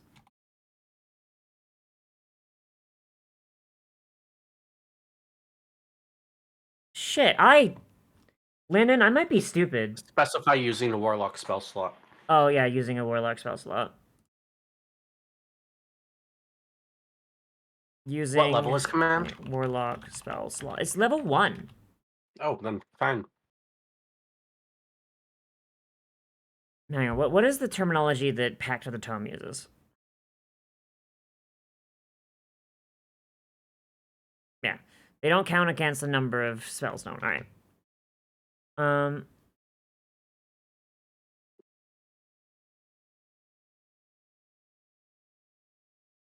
This counts as a warlock spell for you. Shit, alright. Lennon, I might actually be stupid. Holy shit. Like, doesn't Will have access to command? I don't know. Fucking... Is there another warlock invocation that already does that? I don't think so, unless, like, Fiend gets it? I'm gonna look it up really quick. Eh?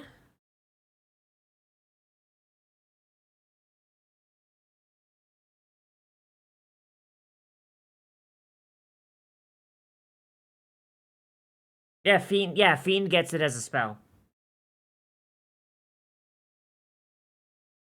From what? Oh, Fiend, just as a spell. Yeah, Fiend gets it as Yeah, part of their that's fine, expanded then. spell list. Yeah, so fuck them. If you're Yeah, it's, as long as it's not another invocation. Yeah, if you're playing as a Fiend Warlock and like you want command for free, then hey, take Pact of Novation. I mean, to be honest, Pact of Novation would work for Fiend Warlocks as well, because Fiends are all about contracts and shit too. Mm-hmm. So hey, it works there too. All right. Oh wait, the expanded spell list. Fuck. All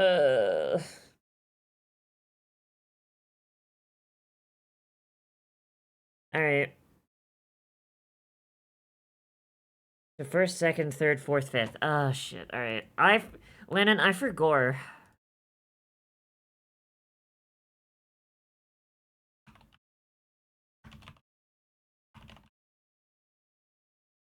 Lennon, I have a question. What's up? So have you ever been on progesterone? Yeah. Did it make you as fucking constantly hungry as it is me? I don't think so. I'm hungry all the time now. It's like, and I know it's the progesterone doing it.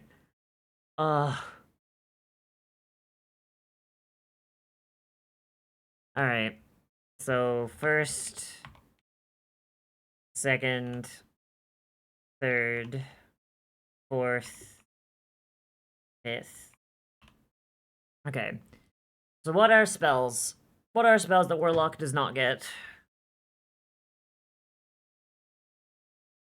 I should really, like, turn off, my homebrew shit. Mm-hmm. So I'm probably gonna have to replace these, like, when I actually do, like, make the spells. Mm-hmm. But, like, for now, it's fine. Just click SRD. Where's SRD? Is that not a thing? I thought I saw it. Maybe I'm dumb. I thought it was in the sources. Maybe not. I could just turn off, like... I think I could just turn off all of these. Except for the player's handbook.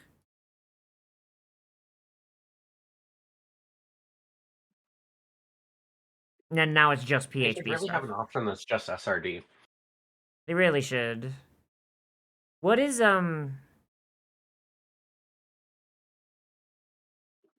What is SRD? Like, I know the PHB is. I know the DMG is.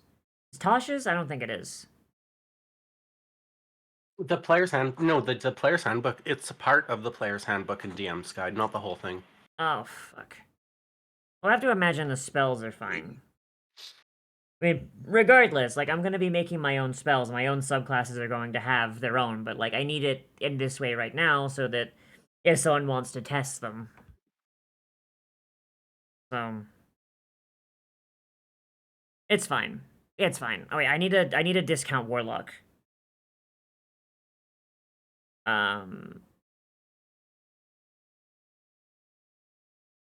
Oh, this runs into the whole new bullshit that they're doing. What's the new bullshit they're doing? I was trying to find you a copy of the SRD, but it's like there's rules on what you can use the SRD for. Mm-hmm. God. Alright. And if you're not publishing through Dungeon Masters Guild, you're not allowed to use it. Oh, fuck them. Fuck wizards. Alright, well... At the very least, every subclass we do here is a first pass. Like, Patreon is basically fucking beta access. Like, when I actually make, like, the spells for my... Oh wait, you might be... If you're selling it in print, then you're allowed. Okay. Well, I guess I know what I'm doing eventually, then. As it stands right now, when I actually get around to making my own spells, I'll just replace, like, all the classes that get spells as part of their subclass. I'll make, like, every single one of their class spells a spell of my own design. Cool. For now, it's beta. Alright. So, God, fuck wizards. God damn it. Okay, so we're looking for spells that fit the future telling and litigious contract nature of them. Or just shit that's moon flavored. Mm-hmm.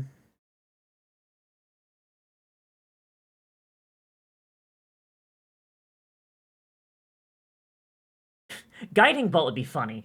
Oh wow, the new SRD sucks. Does it? Oh god. It's missing so much stuff. Mm. There's apparently only one background and one feat in the SRD. Oh, that's disgusting. Oh my god. It's literally demo mode D&D. God, I can't fucking wait until fucking that Kobold Press one here like comes out. This is a pen and paper game. Like it's a pen and paper game. It's wild that they want the control over it that they're trying to have. Yeah, like it's bullshit. Like this is why I'm really glad Tales of Valiant exists. Like I know we've had this discussion before, but like for like specifically what I'm doing here, the fact that Tales of Valiant can come out and then I can just pick up all of my toys from Karos and just slot them in 1-to-1, like that's gonna be so nice. You know what I mean? Lennon? Yeah. Yeah. Sorry, I'm slightly distracted. I'm reading legal things. Oh boy. Getting into character. uh, um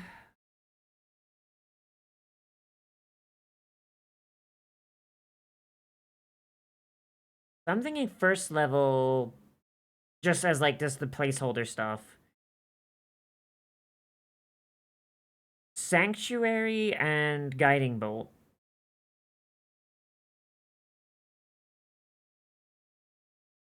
Okay, so it looks like there's two different SRDs now. There's one that includes Creative Commons and one that includes just the OGL. Jesus Christ. They're actively going out of their way to try and make things like difficult, aren't they? It seems like it. Hmm. Hmm. Oh, how about Sanctuary and Identify? That sounds cool and useful. Yeah, yeah. Like Those seem fitting. Sanctuary, like, hey, like I'm a lawyer, you know, I'm like it's like a not a restraining order. Just You legal know, protections. legal protections, yeah. So Sanctuary and like I'm imagining like all of their spells are like, I have a restraining order. Identify. It's discovery. He who. Evidence. Um. All right. That's not contract law. Shh. Shh. It's all placeholder. Who cares? You do. You Yeah. care deeply. Yeah. I care. I care. All right. I know, I can tell.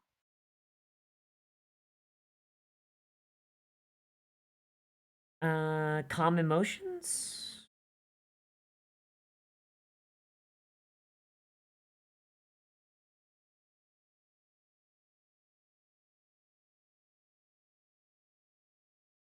Stuff like calm emotions would be good. Yeah. Calm Like emotions and stuff that zone of changes truth. stuff, yeah, Hmm? things that like change the behavior of the target Yeah. seem like they would be thematic. Yeah. And also like utility because you really don't want attacking spells on a warlock because you only get like 2 fucking spell slots for most of your time. It's kind of why Pact of the Tome is so good because you get access to rituals, and rituals you can cast for free. Mm. I mean, as long as you have 10 minutes to spend. So calm emotion, zone of truth. Man, the spells are a lot easier than I thought they'd be. Shit, fuck. I was spending like agonize over the spells, but it's like no, I know what we're looking at now. So, um,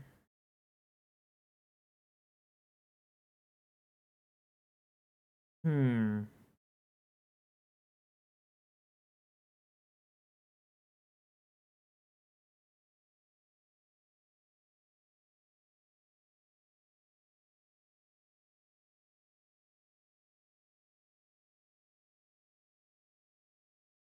Honestly, if sending didn't require a spell slot, it'd be really funny. You just have a divine cell phone. Oh jeez. Yeah. Uh.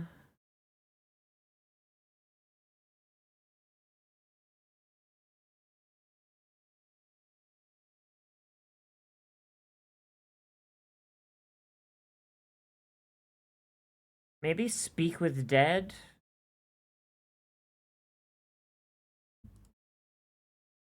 Yeah, third level's a little low on the like light on the ground.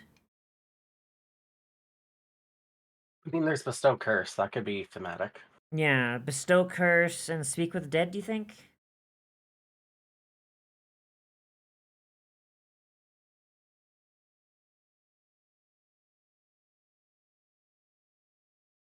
Mm.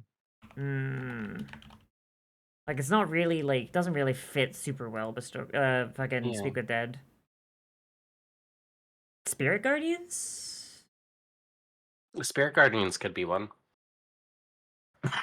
Like it's I know it's a damaging spell, but it's also area denial. Okay, fourth level. And remember when like D&D was like the fun pen and paper game, and now it's like a horrid legal nightmare. Yeah. Yeah. Remember when people invented a whole game and then corporations said, no, that's our game? Yeah. I guess somebody along the lines said, hey, I invented a game and I want money for it though, so. Gygax is fucking dead. Gygax died before any of this shit happened. And like, I will talk infinite shit about Gygax. Guy had really, really horrible views on both games and Well, I mean, they like any. he's literally the original Grognard. Yeah. Like, Yeah. like his views on anybody that like played his game that wasn't like a fucking white dude, rough, super rough. But at the very least, like he didn't, as far as I'm aware, all of this legal bullshit that's happened with the game, like they waited until he was dead to do it. Hmm. You know? So like I don't know. Like I don't want to give him too much credit because like early D&D literally playing as a woman was a death sentence. Cuz female characters in the early D&D like they had like a hard cap on strength. Yep. Yeah, Yep. like what the fuck? Um yeah, fucking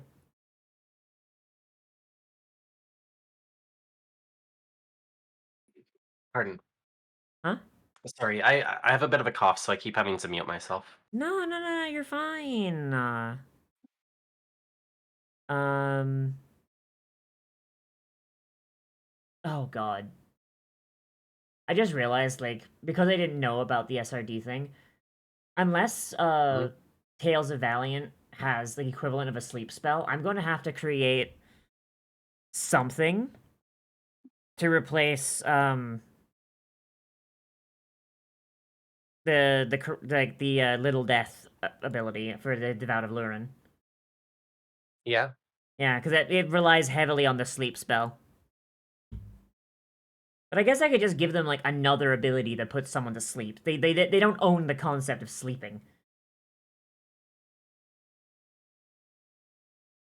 That's true. Hmm. Compulsion and divination? What's compulsion do? Um, compulsion.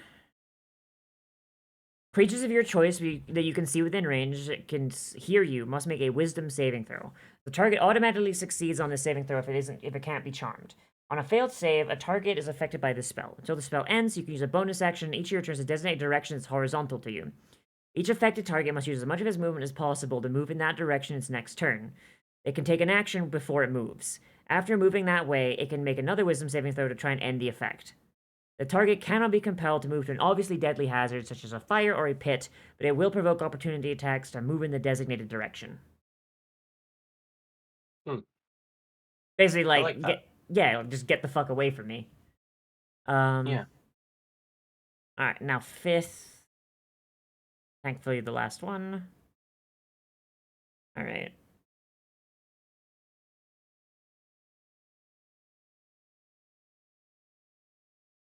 Commune might be fun, because that's just like, hey, ask God a question.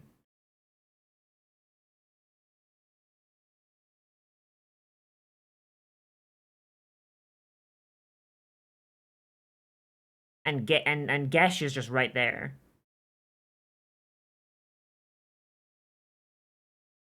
Hi, Kadalbog. What's that one do?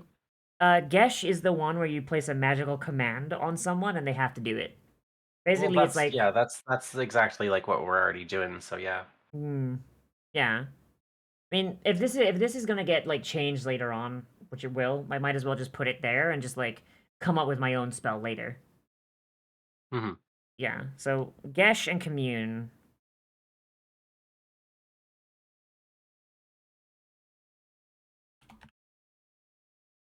So like the silly thing about this, right, is it's gonna mean the third party books are just going to wind up having to make their own spells that do the same thing as spells that already exist.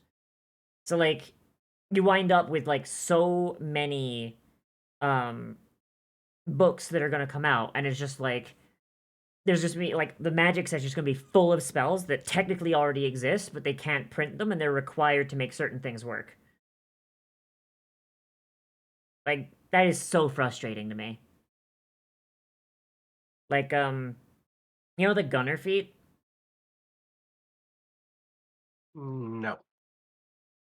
Are you No, I don't. I literally don't. Oh, okay. So you know how guns have the reloading property? Yes. So The gunner feat allows you to bypass that and also allows you to shoot a ranged weapon. So like not just guns, but like crossbows as well. Allows you to shoot them within 5 feet without having disadvantage, right? Like it basically gets around like the main downside of fighting with a crossbow or a gun. Steinhardt is a setting where guns are very, very commonplace, and there's multiple different types of firearm. But because of the way the rules work, you have disadvantage if you're using them in melee. The gunner feat gets around that. But because the gunner feat is something that like the setting kind of requires, like, you know, like basically in case someone's trying to run like a pure game, right? Yeah. They've had to print their own version of the gunner feat that does the exact same thing, but reworded and reworked a tiny bit to fit the setting. Mm. Like, they did not need to do that, but the only reason they did is because if they didn't, because of legal reasons, it makes it unbalanced on its own.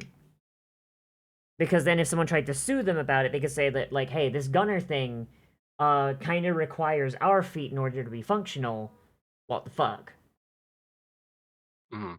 Like, and it's really frustrating. And like it's not like super bad because it like mechanically, because the gunner feat does like leave a lot of stuff like up to DM interpretation. The Steinhardt one doesn't. Like the Steinhardt one even has like different types of reload. There's fast reloading guns and slow reloading guns. Slow reloading guns take a full action to reload, where fast ones require just a bonus action. And Steinhardt does actually specify how reloading works as far as that is concerned, because in some, I've played with some DMs who are like, hey, if you fire your crossbow, you need to take your action next turn to reload. And I've had some that say, oh, you can just use your bonus action to reload, that's fine. D&D is very vague on this, because like there's a part of the book that goes, oh yeah, you can just use a bonus action to reload on the same turn, it's whatever. And then there's some that go, no, fuck you. Like the PHB contradicts itself, and everyone takes the part that says the reload for the most part, because that's the part where crossbows are mentioned. But then there's shit later on in the book that's not in the crossbow section that says you can't do that. Like, I played a character that used crossbows, and I don't remember anyone ever telling me I had to reload them, and I can't remember why. probably because the DM was ignoring it. I know a lot of DMs that just ignore the fucking reloading property because it's a pain in the ass. You know? Is there a feat that gets rid of the reloading? Yeah, Sorry. the gunner feat. No, not gunner. Yeah, gunner gets rid What's of the. that from? What's I mean, I think crossbow expert does too, but specifically for crossbow crossbows. expert? That's probably it. Yeah, crossbow expert gets rid of it for crossbows. Gunner gets rid of it for everyone. Crossbow expert does give you specifications that give bonuses to crossbows also. So basically, like, it's the difference between, do you want like a wide-ranging feat in gunner, or do you want a very specific feat in crossbow expert? But like, of course, like most DMs don't allow guns, so you're always gonna take crossbow expert 9 times out of 10. Yeah. Yeah. Like, it's why I like Steinhardt a lot, because it's got guns that, like, it's like you've seen the damage numbers on guns in vanilla D&D, right? Insane. I honestly haven't really looked at them. A basic pistol does 1d10 damage. Oh, okay. A rifle does 2d12. Yeah, but then how reloading takes a turn, right? Yeah, reloading takes a turn, but technically, like, depending on where you read in the book, it can either take an action, or it can take a bonus action. Like, it's very, very unclear. Like, and then if you take the gunner feat, you don't need to reload at all, so you can just go bang, bang, bang, bang, bang, bang, bang. Or if you're playing a artificer, you get arcane ammunition. The reloading feat gets removed from your gun, as well as the ammo feature. So like the main way you would limit guns is, okay, well, you need to use an action to reload. Okay, well, now I've got the gunner feat. Okay, well, this place is very, very low tech, so they don't have bullets. Oh, that's okay. I took a level in Artificer, and now I have arcane ammunition. I don't need to get ammo anymore. And now you're just doing 2d12 damage. What's a greatsword? Greatsword is 1d12. Like, this is why I like the guns in Steinhardt. They're really good, because they are their damage is brought down to be more in range of like a crossbow, but in order to make it so it's not just loud crossbows, they add specific things to them. So I know this is just me shilling Steinhardt, I'm sorry, but like I really, really like this setting, and I did my first session in it yesterday, and I fucking love it so goddamn much. Hang on, I think I've gone past firearms. I think I'm dumb. Here they are. So like you've got like all these firearms. So the simple so they don't count as like a different they don't count as a separate proficiency because you know this setting has like guns be commonplace, so like it's basically martial or simple. The blunderbuss has the ammunition property, the barrel 2 with the slow, meaning it reloads with an action. The blaring, so it makes a loud noise, and so you can't use it from stealth. Or if you do use it from stealth, you won't be in stealth when it's done. Has got the spread fire, twinned barrel, and two-handed properties, but it only does 2d4 piercing. The way it gets around that is because you can fire it twice before you need to reload. The spread fire makes it, instead of it being you fire and you roll an attack, it's a save, the dex save from the guys in the cone. And because it's got the twinned barrel, you can basically fire both barrels at once. You can fire both barrels at once and turn it from 2d4 into 2d6. Like it's really cool the way they've done it. Like and the flintlock pistol, it's a fast reload, so you need a bonus action, but it's also got the light property. So if you had the gunner feat and you were ignoring the loading property, you could just be dual wielding these. Just go akimbo. Like they've brought them down to crossbow levels of damage and like regular weapons. Like they scale properly within the gear progression of regular D&D, but like now there's a thing of like, okay, so you could use a crossbow and it's silent and it's got all this stuff, or you could use a gun, and while you can't really stealth anymore, you've got all of these extra mechanics you can do. So like so now it's like a valid choice of silent bow and arrow, crossbow, or this. Like it's very cool. They've also got guns for strength builds in the cannon. It is literally an artillery cannon you carry around. Oh, that's cool. Yeah, and it instead of using dex, you use strength to fire it. So if you wanted to be a barbarian that uses a gun, here you go. Yeah, and also these guns, like, look how fucking pretty these are. Yeah. Like, fuck, dude. These look great. If I put them inside, I'd flavor it as being dragon shaped. Huh? If I played that character, Yeah. if a character with that gun, I would flavor it as being like a dragon shaped cannon. Well, Lennon, 'Cause that'd be pretty. well, when Carcat's back, and if he's still down, I mean, I still do plan on running that adventure with you guys, so you could still Yeah, we gotta do that. yeah. Once Carcat's ready though. Yeah. Yeah. All right. Okay, so we have our spells. All right. So using these sheets for your D&D gun stuff, much better guns. They do. Okay, so we've got the Pact of Novation. Fuck. Lennon, we need invocations.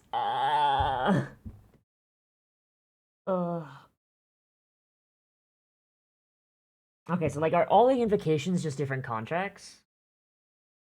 I don't know. Maybe? Maybe. Oh, Liv, I am head empty. Yeah, what's up? What? I What's think up? I'm sick. Yeah? Yeah. You love tuning in and hearing when Carcat is ready? Oh no. Yeah, Virgo, we were talking about the D&D adventure that I know Carr said that he's not like, he didn't pledge, he didn't like assist on the donathon to be in that, but I still want to run it and I still want to include him and I want to include you as well if you want. But yeah, you come down with something, Lennon? Yeah, I'm worried I have COVID again. Oh fuck. Yeah, but apparently the tests don't work for the current thing. Oh.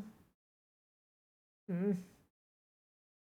And all my friends So keep all I my should friends probably keep I should probably take a test anyway and You verify it. should. You should. All my friends keep getting fucking COVID. I've had COVID once. Well, that's good. That's very Uh, good. Don't get COVID. I'm not going to. So COVID makes you lose your sense of smell, right? Or is that another thing? A little bit, yeah. Fuck. Lennon, my sense of smell is all I have. Oh shit. Anyway, that's part of why I think it is COVID, because Mountain Dew Hmm. tastes like garbage right now. Jesus. Hmm. I was about to say I want to just give you a big hug, but I feel like that might make it worse. Well, yeah, uh, it's the thought that counts. yeah. Hmm. On that note, may I go rest? Yes. Yeah. I think I'm Because gonna I wrap up. realize I'm falling apart now. Yes, go lay down. Do you want to keep working on these invocations next week, or do you want to take a minute? 'Cause I do enjoy working on this stuff with you, If you want to keep doing them, go for it. But but like you're gonna be like taking some time, or I think I think I need to be not on a stream right now. yes. Like I meant for like Yeah, next that's week. all. I meant next Oh, week. next Sorry. week. I don't know what's happening next week. We have D&D in the evening. Well, that's fine. I'll when I do my schedule on Sunday, I'll ask you if you're good. I hope it's not COVID. I'll probably be fine. I'll probably be fine. It's just Yeah. yeah. Become burrito. Yeah, I'll probably still be in chat, Mm-hmm. but I'm gonna go get something hot to drink and Please then do. not die. Yeah. Please do. Yeah, no, I feel like garbage. I probably sound Yeah. like garbage at this point. Lennon, you sound fine. No. No. Anyway, yeah. Yeah. All right. Go lay down, Lennon. Yeah, okay. Bye bye. Love you all. Bye. Bye bye.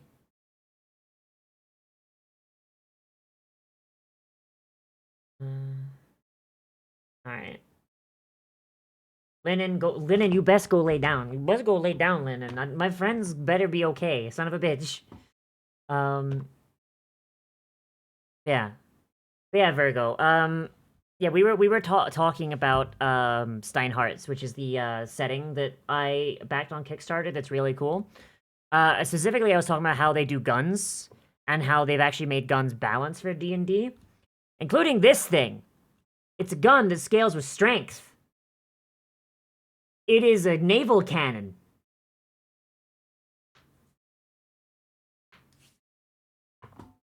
It is just a naval cannon that you just carry around.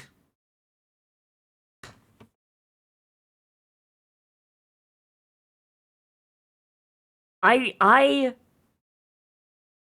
really wish I knew more. I knew more DMs that were willing to run this setting.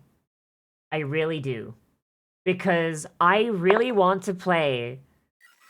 What if it was a dragon? Yeah, I really want to play as like a barbarian or a fighter who is just like a fucking old like sea captain or something, and she's just carrying around a cannon from her ship and just using it to just fucking annihilate werewolves.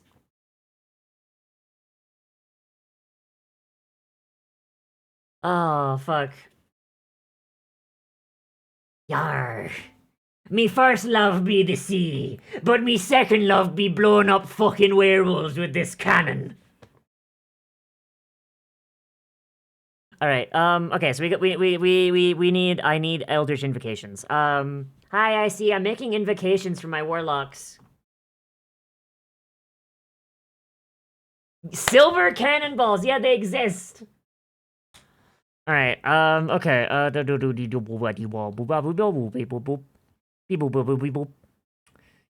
Okay. So let's see what we have for. Ooh.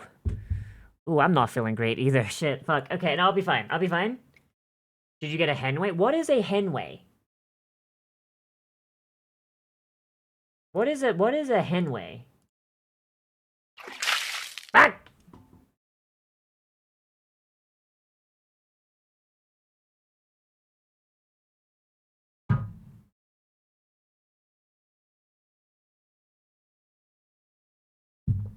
I see you get me in chat. The moment the fucking search results pop up.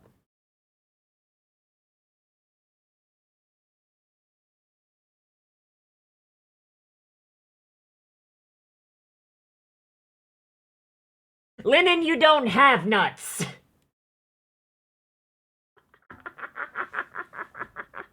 I'm not actually bad. Sorry. That was... Ooh, I've been having like a lot of like, I've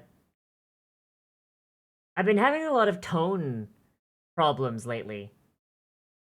Sorry, that came out a lot more aggressive than I meant it to. Bah. Bah. Bah. Lennon, I hope I didn't... That came out way more aggressive than I meant than it was supposed to. I'm very sorry. I've been having volume and tone issues. And it's probably a combination of autism and, like, all of the girl mineral.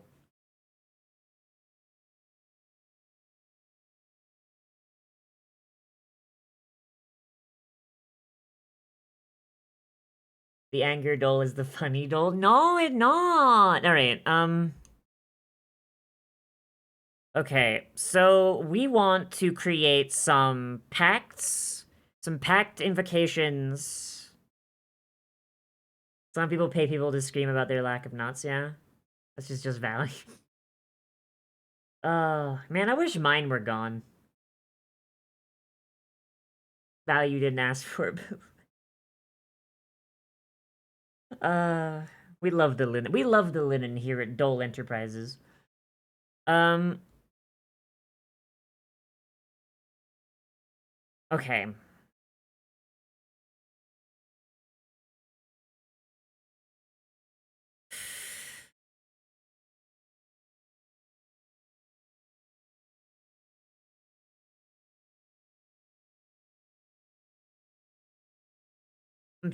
I'm honestly trying to think of, like, okay, so every one of these invocations is going to be, like, a contract that goes into the folio. And, like, there should be some that are, like, how fuck up enemy. There's some that should be, like, hey, here's, like, a thematic spell. And some that are buffing allies.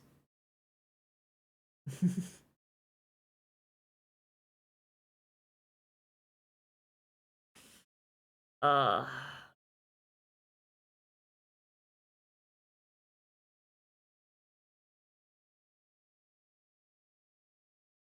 And I'm having trouble thinking of them. I'm gonna be honest.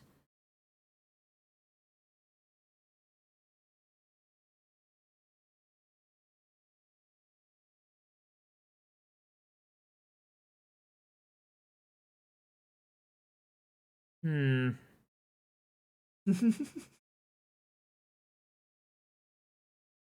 Like, so I think I want, like, Contract of the Ages.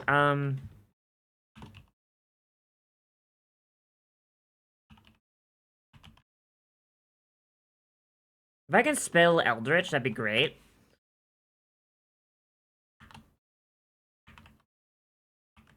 I definitely need to eat something, though. Eldritch Invocation. So, first one,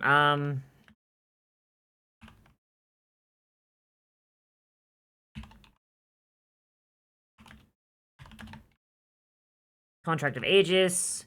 You make a pact with a friendly creature.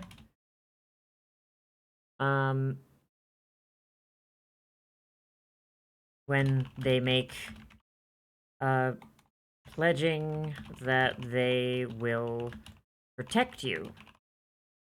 As a reaction,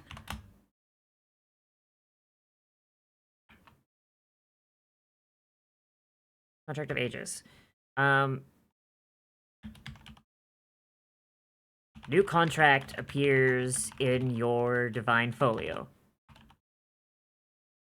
I need to have that there for like the flavor, right? As a reaction, you can grant any attack or ability check of theirs advantage. When you take damage, as a you may use their reaction to transfer. Should I do all damage or half damage?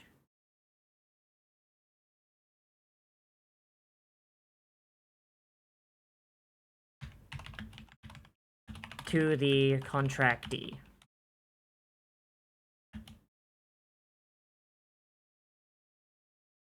All fuck them up. I mean, bear in mind, like this is stuff that's gonna be like this is like beta at this point.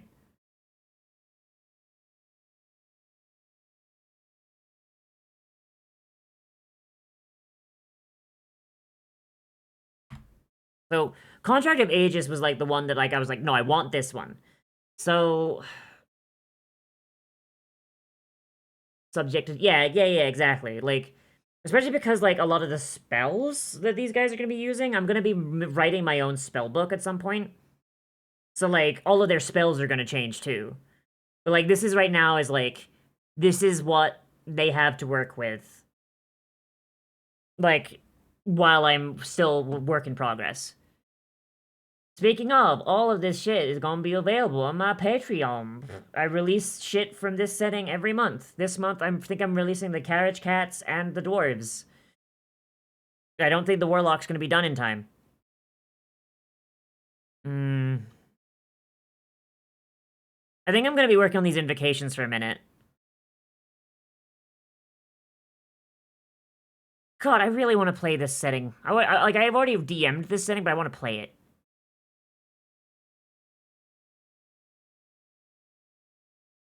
Make one buff the pacts. How do you mean, Lennon? Oh, Virgo, I don't think you were here for this. I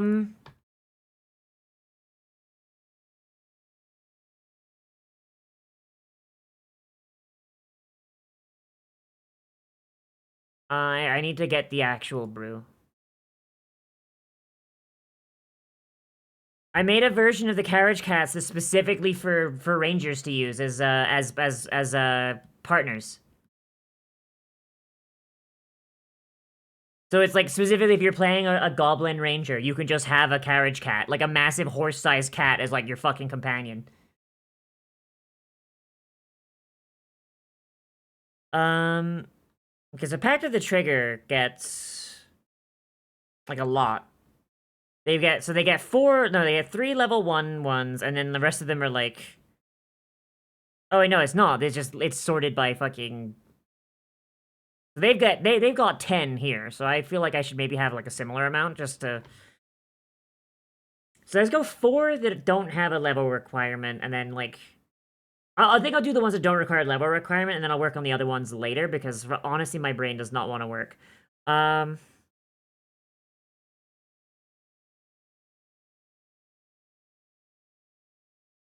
I think I need more lawyer terminology. Hang on.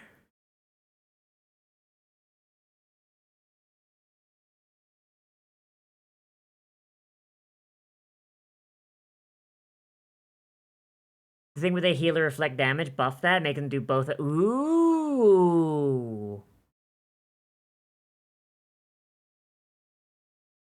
That could be fun.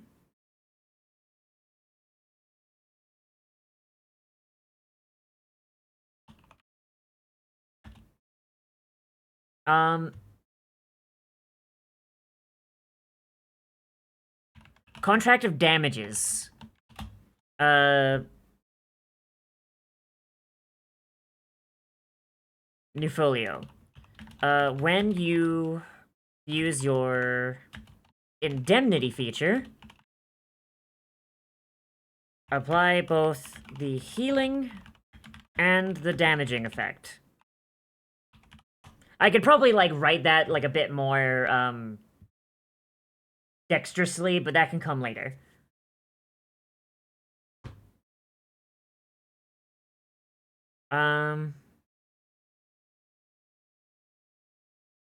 Should I limit this, like, you can only do this amount of time equal to your charisma, or should this just be a reaction you can do? There probably should be a limit on this.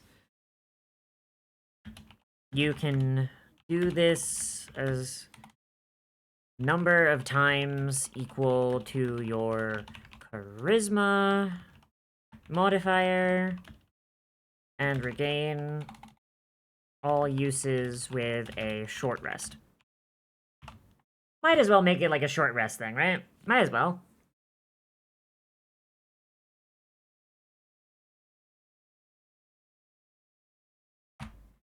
Okay, okay, I need okay, so I'm thinking contract of severance.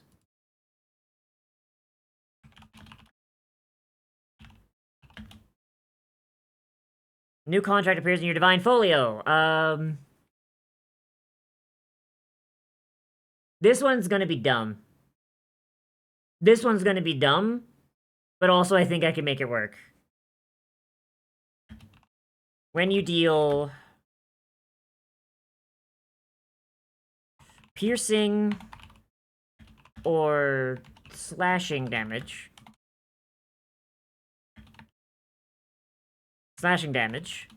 you can use a bonus action to deal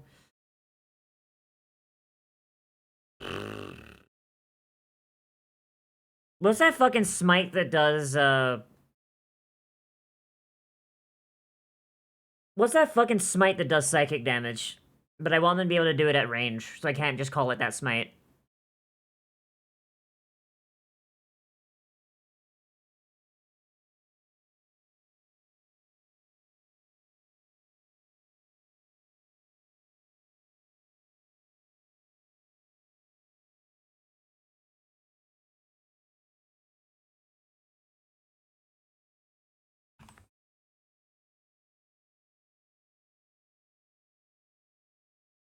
Wrathful Smite, that's the bitch. Alright, later, Liz.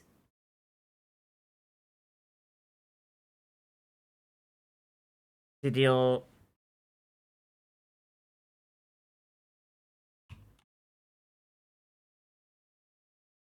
You can expend a Warlock spell slot to deal additional 1d6 psychic damage as a bonus action. This damage increases by 1d6 per spell level and window.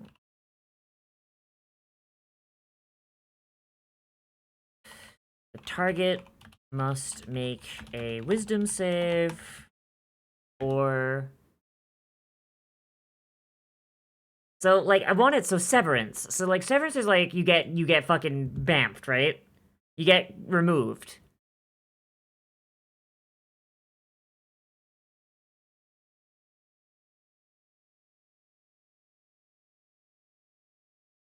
I don't want to use the term banish because then you could use it to just completely get rid of ghosts.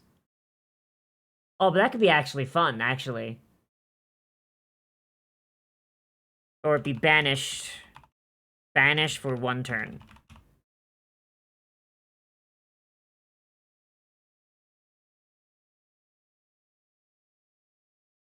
That could be fun.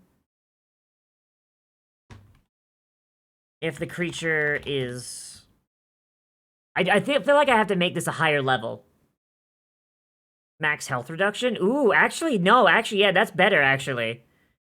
Or have their maximum health reduced by an amount equal to the psychic damage dealt. For...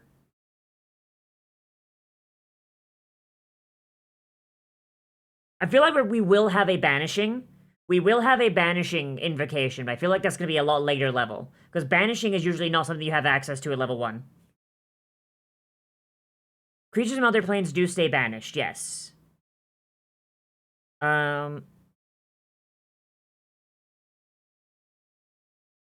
Until their next long rest. That'd be fun. That'd be fun.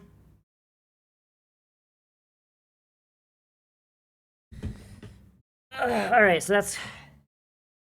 Go to Avernus, cast Banish on self. I mean, that is literally a way out. Lyndon, that is literally a way to get out of Avernus. So long as you... Is Banish in BG3? It is not. If it was, then that would be a much shorter game. It'd be a much shorter game if it was. I don't think it is. Alright, I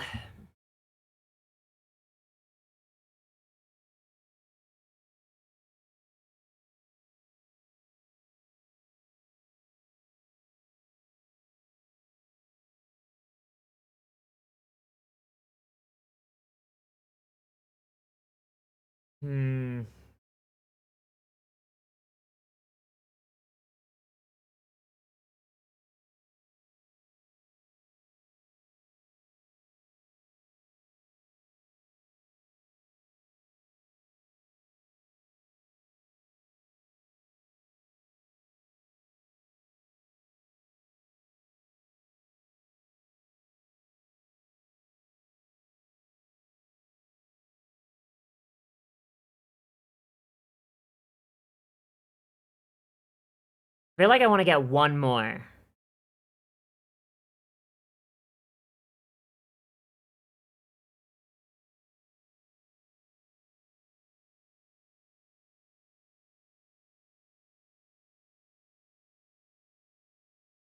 Contract of ownership. You contribute in your divine folio.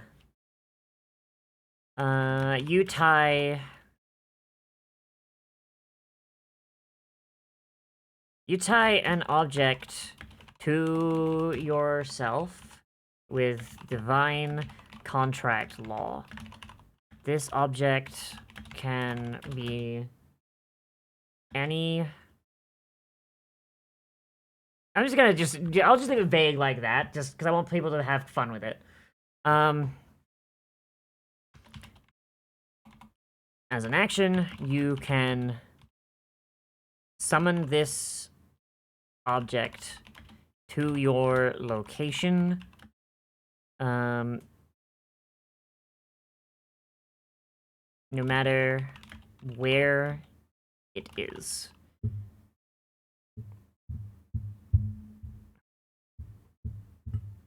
So basically, like, non-weapon. No, I think you should be able to make it a weapon. I feel like you should be able to make it a weapon, because then if you're doing a melee build for this, right? If you're doing a melee build for this, like, you could literally just, like, have just your contractually obligated sword. So if you go into a situation where, like, you're not allowed your weapons, you could just go, nuh-uh, and just hold your hand out and just a fucking sword just steps on Hexblade's toes. Ah, you're right.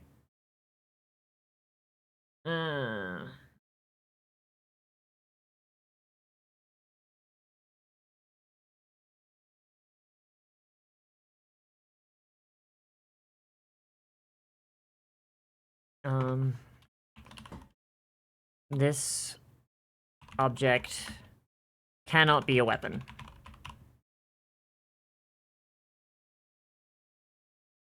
That's true.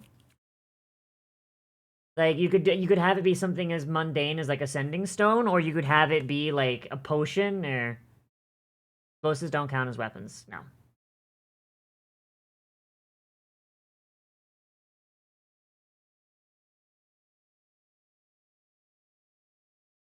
But bear in mind, if the item is an explosive, once it's destroyed, you need to get another one and then use this invocation on that object. Only one object can be tied to you at a time. Forging a new contract with a different item breaks the contract with the previous item.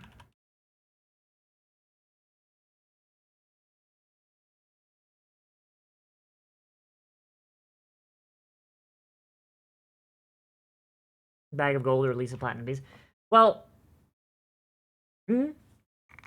yeah, you could do that with gold, but I imagine if you pay someone with a platinum piece and then that platinum piece goes missing, I feel like they'd have a pretty good idea who did it, who's like, they'd have a pretty good idea who gave them a disappearing platinum piece. So that would only work like a certain number of times. And also, I guess it gives the DM, some like good stuff to lean into.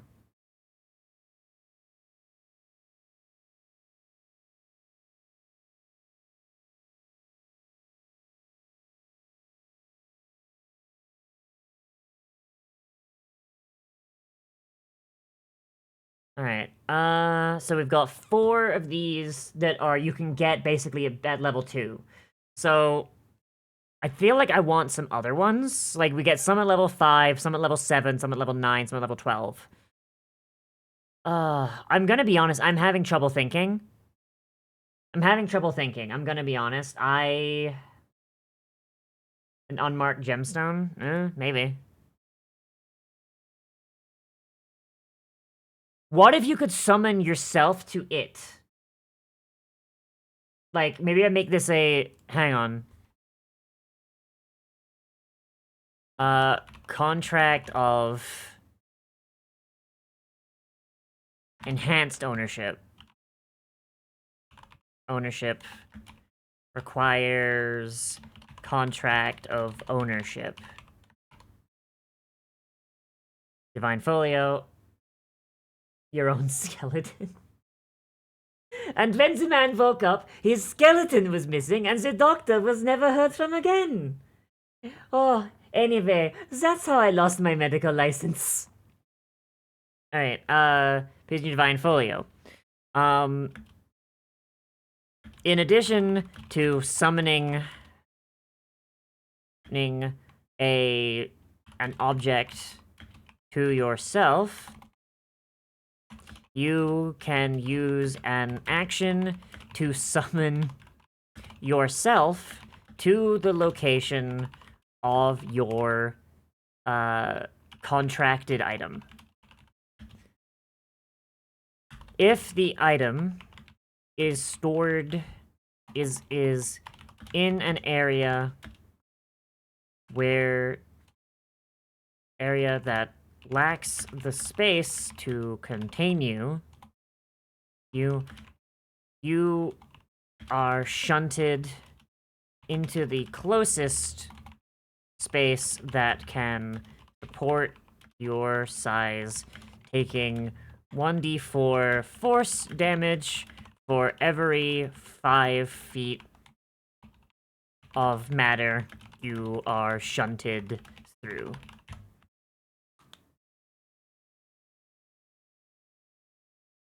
So, like, if you wanted to break into a bank, any size limit on the object. So, I feel like that's DM discretion at that point. But maybe it's like the object can't be... Maybe the object has to be able to be carried by you. The object can't be a weapon and must be an object you can hold. There we go. That should limit it. That should limit it a little bit. So like you can't just have like a giant fucking boulder.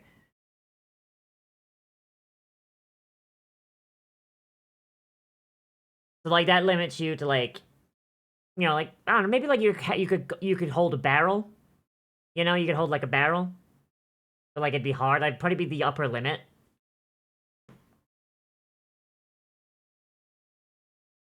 I think that works out. Requires contract of ownership, 5th level. Rephrase to be limited by carry rate. If the DM isn't paying attention to carry weight though, then that becomes an issue. Limiting it to object you can hold, while it is a little more vague, it's something that the DM can put his foot down and be like, hey, no. Be able to carry it unencumbered. It's an object you can hold without becoming encumbered. That should work.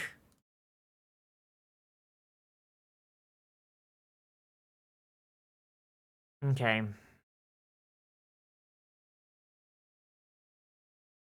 So, there is more I want to do here.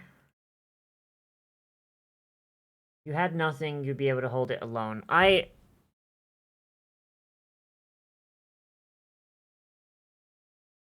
gonna leave it like this for now.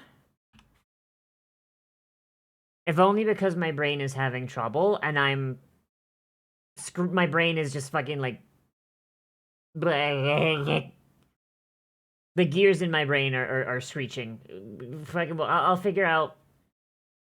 You're not explaining word good? No, you're fine. You're fine. I'll figure it out. If it's an issue... Hey, what's up, Charlord? If it becomes an issue, Lennon, it's something that I can rework when I do my second pass. It's fine.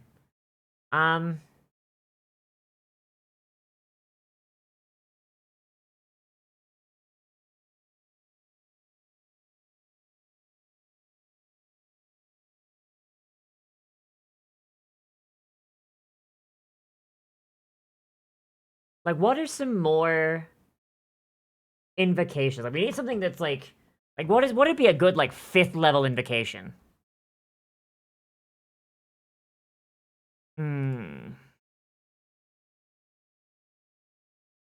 Spend a Warlock pack weapon, do 1d8 force damage. So when do we playtest? Maybe if people in the Monday game fucking die. Maybe I'll be like, hey, guys, you want to try these? Please? Is that Monday D&D? I am planning on throwing some enemies at you guys that do use these classes. Yep. But if anyone dies in the Monday game, I will be like, hey, do you want to use these? Please, they need beta testing, please. But I understand, I'm not gonna, like, force people to do them. Okay, so we got water breathing, we've got sending, slow. So it looks like a lot of these are like, hey, you get, like, access to, like, a 3rd level spell.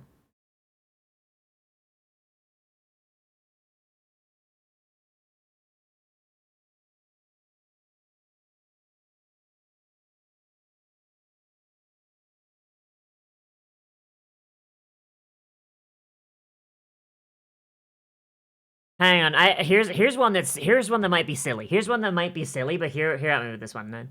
If I rework Beastmaster, I'll play it. Alright, Lennon. What do you... This one itch from D&D such a good way and can't settle down? Oh, shit. Oh, fuck, what happened?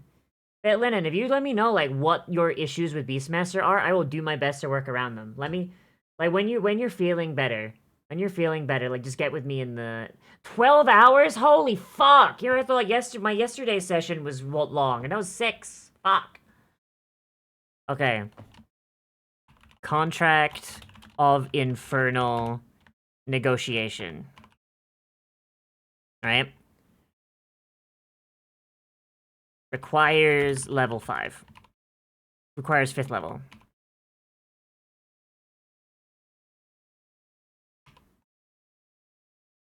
Aren't we like 300 vampire? Fucking jeez. Were they full vampires or were they just spawn? Because if it's full vampires, I'm calling cap, dog. Holy shit. A new con person in your divine folio. you have a stay of execution on your soul. When you die, your body is teleported to the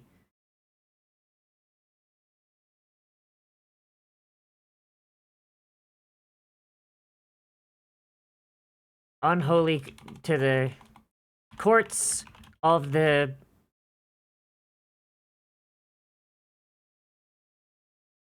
okay, there's no better way to say this. I'm just gonna put it like this for now.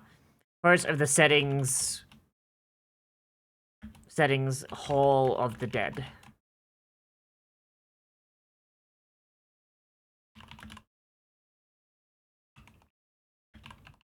Hall of the Dead. There, you make an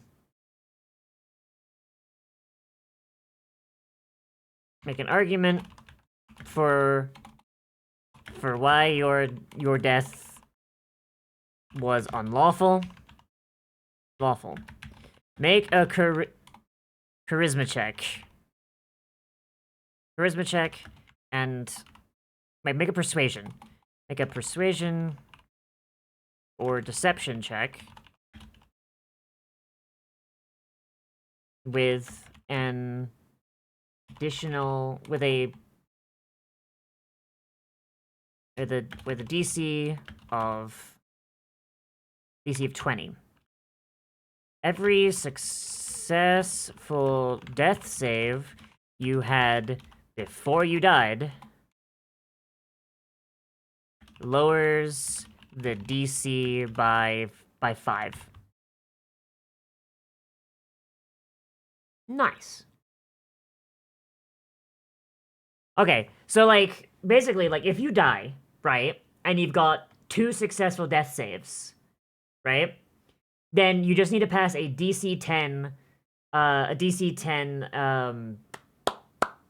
persuasion or deception check, right?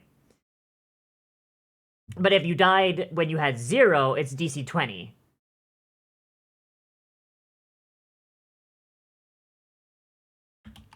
If you succeed, you are returned to where you died at 1 hit point. This can only occur once per long rest.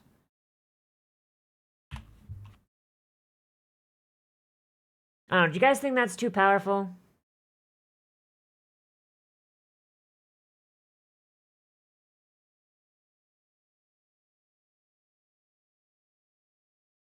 Once a week? I mean, how often do people die in D&D?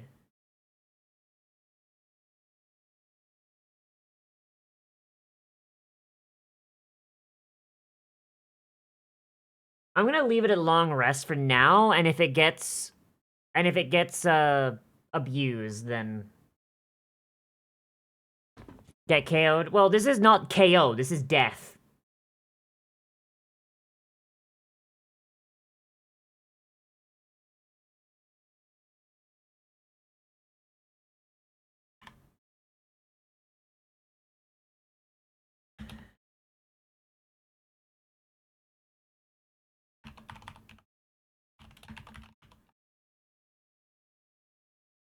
Alright. So that's... And all of these require, like, this specific subclass, too, so... Ugh. Okay, I think I'm gonna do one more, and then I think I'm gonna go eat, I think.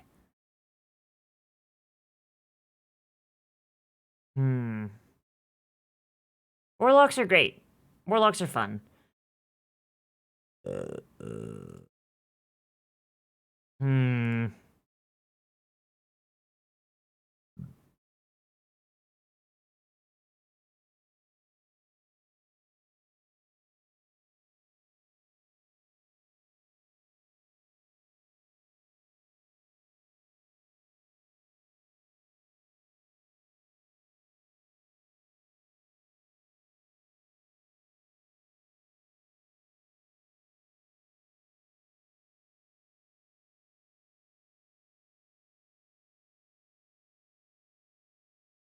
I kind of want to do like I kind of want to add like Pact of the Bonafide or something. Like Pact of the Bonafide.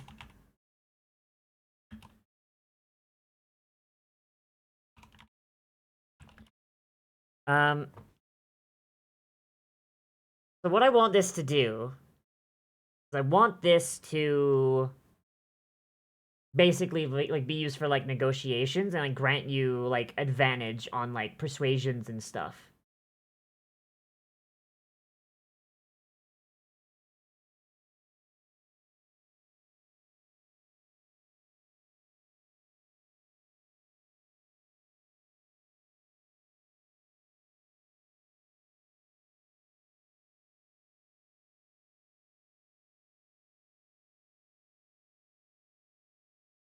You don't write your own speeches.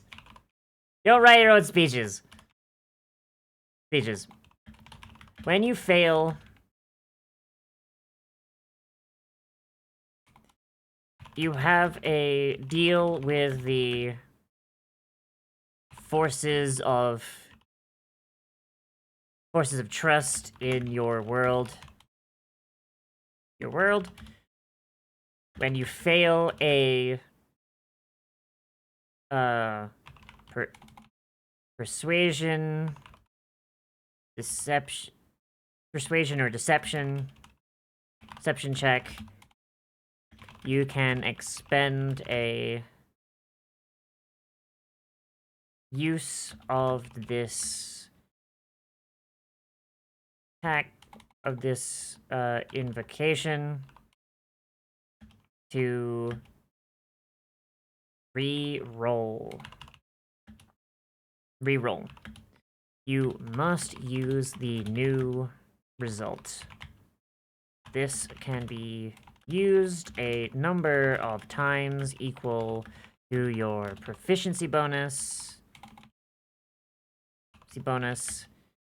And uses reset on a long rest. The Modrons? Who's the Modrons? So basically, like, you basically have, functionally, you have advantage on any persuasion or deception check. Like, that I think is very, very useful, especially if you're playing as, like, a face character.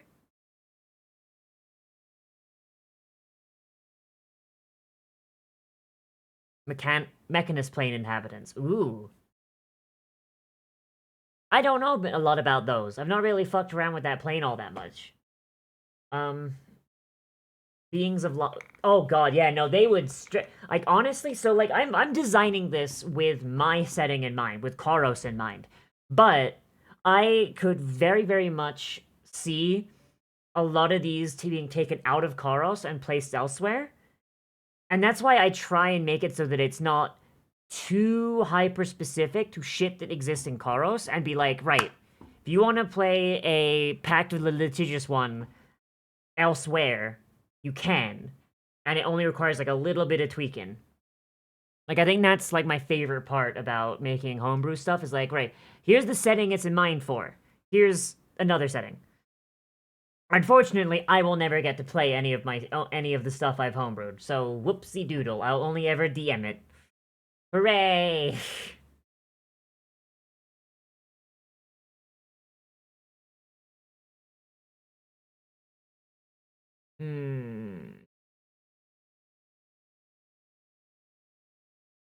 Alright, so we've got 5th level, 5th level, 5th level.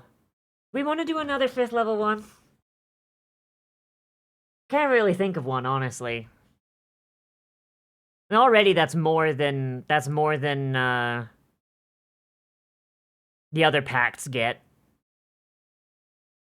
Beware, I live. What do they got at level 7? Cast Compulsion, Dreadful Word, Ghostly Gaze.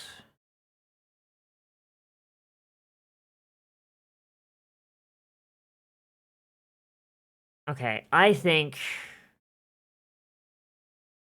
So I gotta do, like, a couple, at least, of, like, each of these. Like, at least, like, 1 or 2 of, like, 7, 9, 12, and 15. But I'm gonna be honest, I'm not feeling super great. I haven't eaten. I haven't eaten yet because I'm dumb. So what I think I'm gonna do is... I don't think I'm gonna get this done before the end of the month. Like, the next time I'm gonna work on this is the 30th. So unless, like, me and Lennon, like, get like, this done on the 30th, and then I put it into, like, a PDF come, like, the 31st, and then, like, get it sorted out on the 1st, I feel like we're not gonna get it done by the time it's gonna release on Patreon. In which case, the Patreon is going to get the dwarves and is gonna get the carriage cats, which we put a lot of work into. It's a lot of fun.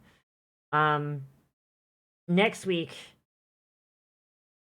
I'm gonna work on this to get it done. If Lennon's here, hopefully Lennon will help, because I really like hearing Lennon's perspective on, like, a lot of this shit, because I play a lot of Wizard. Wizard is, like, my go-to, my bread and butter. So for, like, a lot of classes that, like, are reliant on external shit, like invocations, I do have a bit of an issue. But Monday, same as we always do.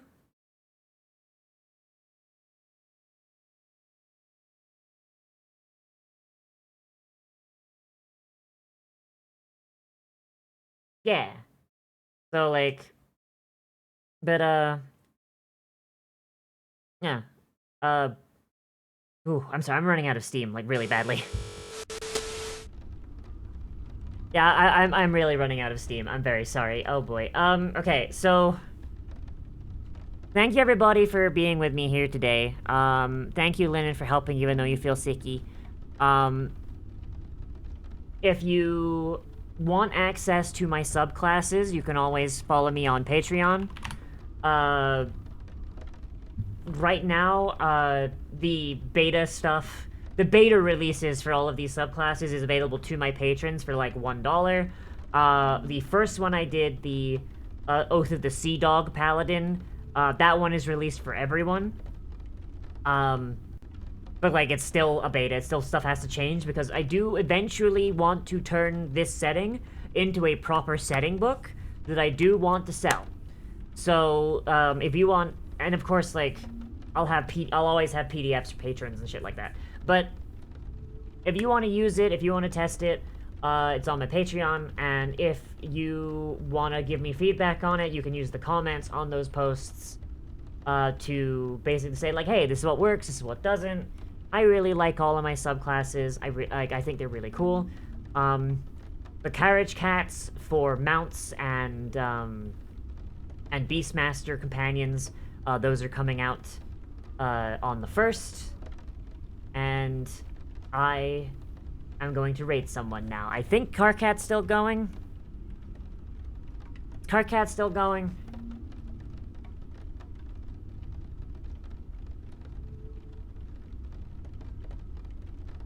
Carcat is still going. So we're gonna go raid Car.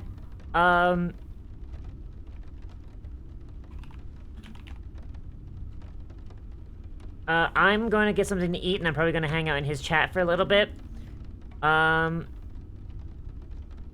Squeeze his hoobas. Your raid message is, let me squeeze the hooba. H-O-O-B-A, hooba. Alright, but have a good one, everybody. I will see you guys tomorrow, where we're going to be playing either Baldur's Gate 3, or I'm going to be watching anime. I don't know. One of the two. See you then, everybody. Bye-bye!